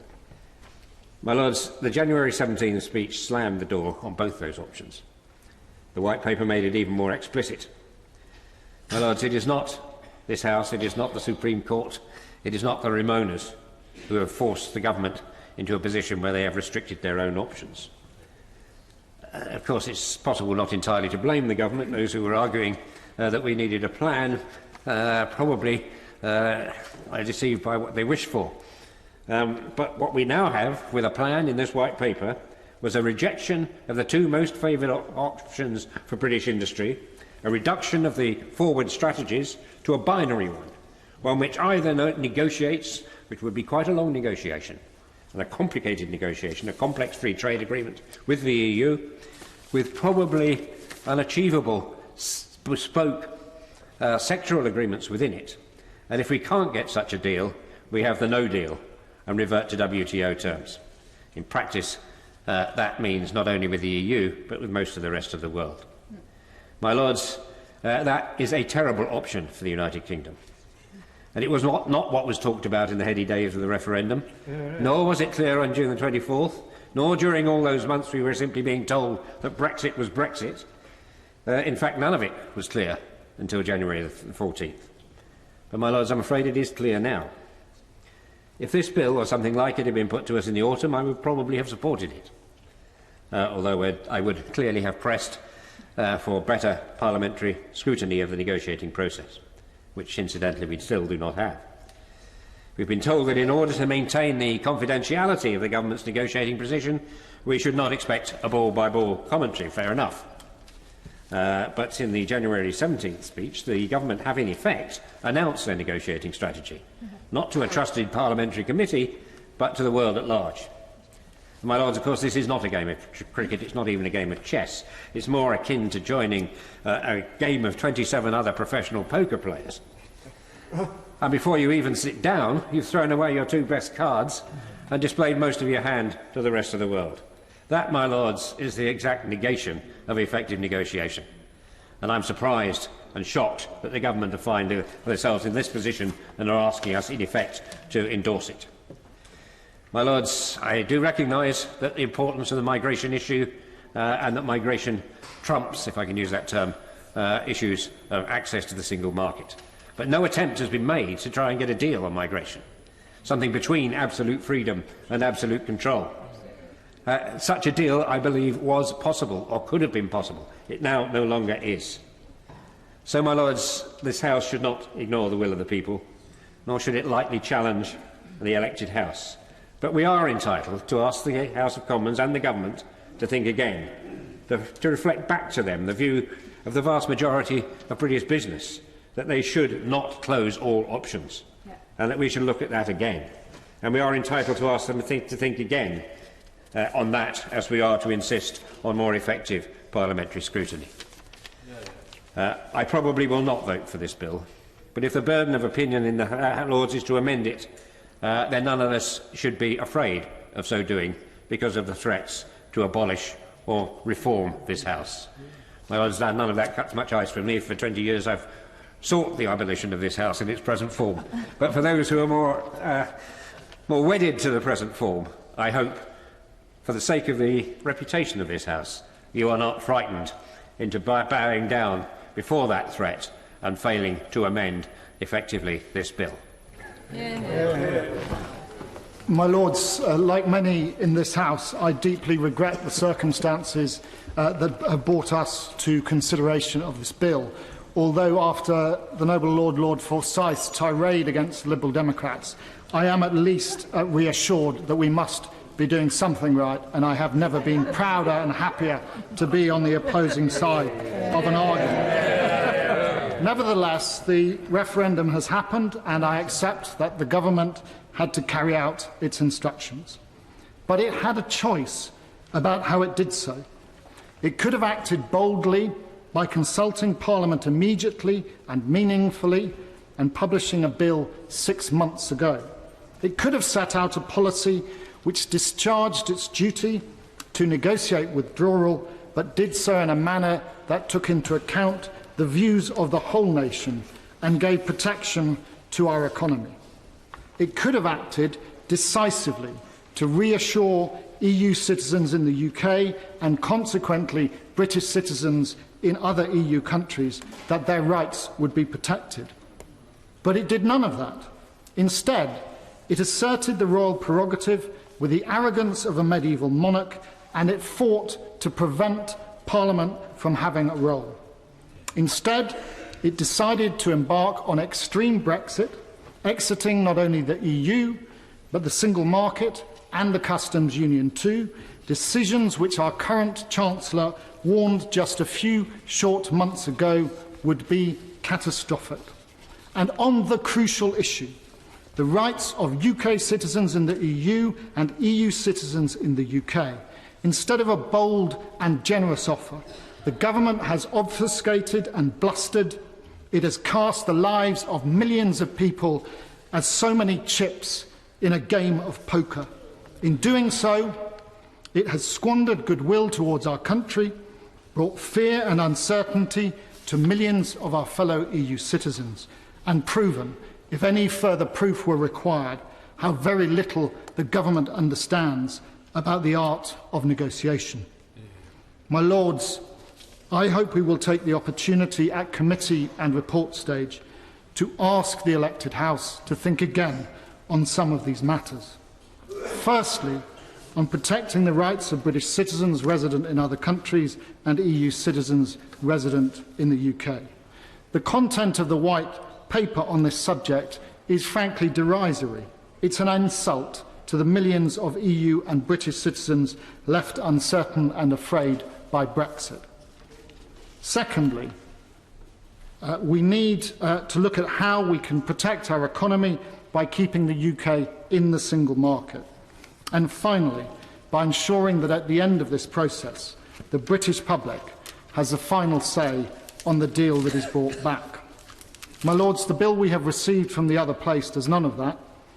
Its two short clauses, if passed in their present form, will grant the executive unqualified and untrammelled power to negotiate an exit deal from the European Union on any terms, however pitiful the deal is for our country, however damaging it is to our economy, however much it strips British and other EU citizens of their existing rights, and however much it tears up their lives. And at the end of all this, when the Prime Minister returns with a deal, or perhaps no deal at all, Parliament, if this bill is passed in its present state, will have no more power in the matter than a meaningless vote on a take-it-or-leave-it basis. As for the public, well, they will have absolutely no say at all. No say, however ruinous the agreement is for them, however damaging it is to their health services, however devastating it is to their jobs, no say, whatever the cost to them, in rising prices and deteriorating living standards. They won't even get the choice of take it or leave it. They will just be expected to take it. So much for all the brave talk of the restoration of parliamentary sovereignty, so much for take back control. This is what has come of it. Those Brexiteers who so insistently proclaimed the importance of parliamentary sovereignty would surrender it to the executive without a whimper. Those who agitated year in and year out for the voice of the people to be heard are determined that it must now be silenced forever. For Lord Forsyth and his colleagues, the people have spoken.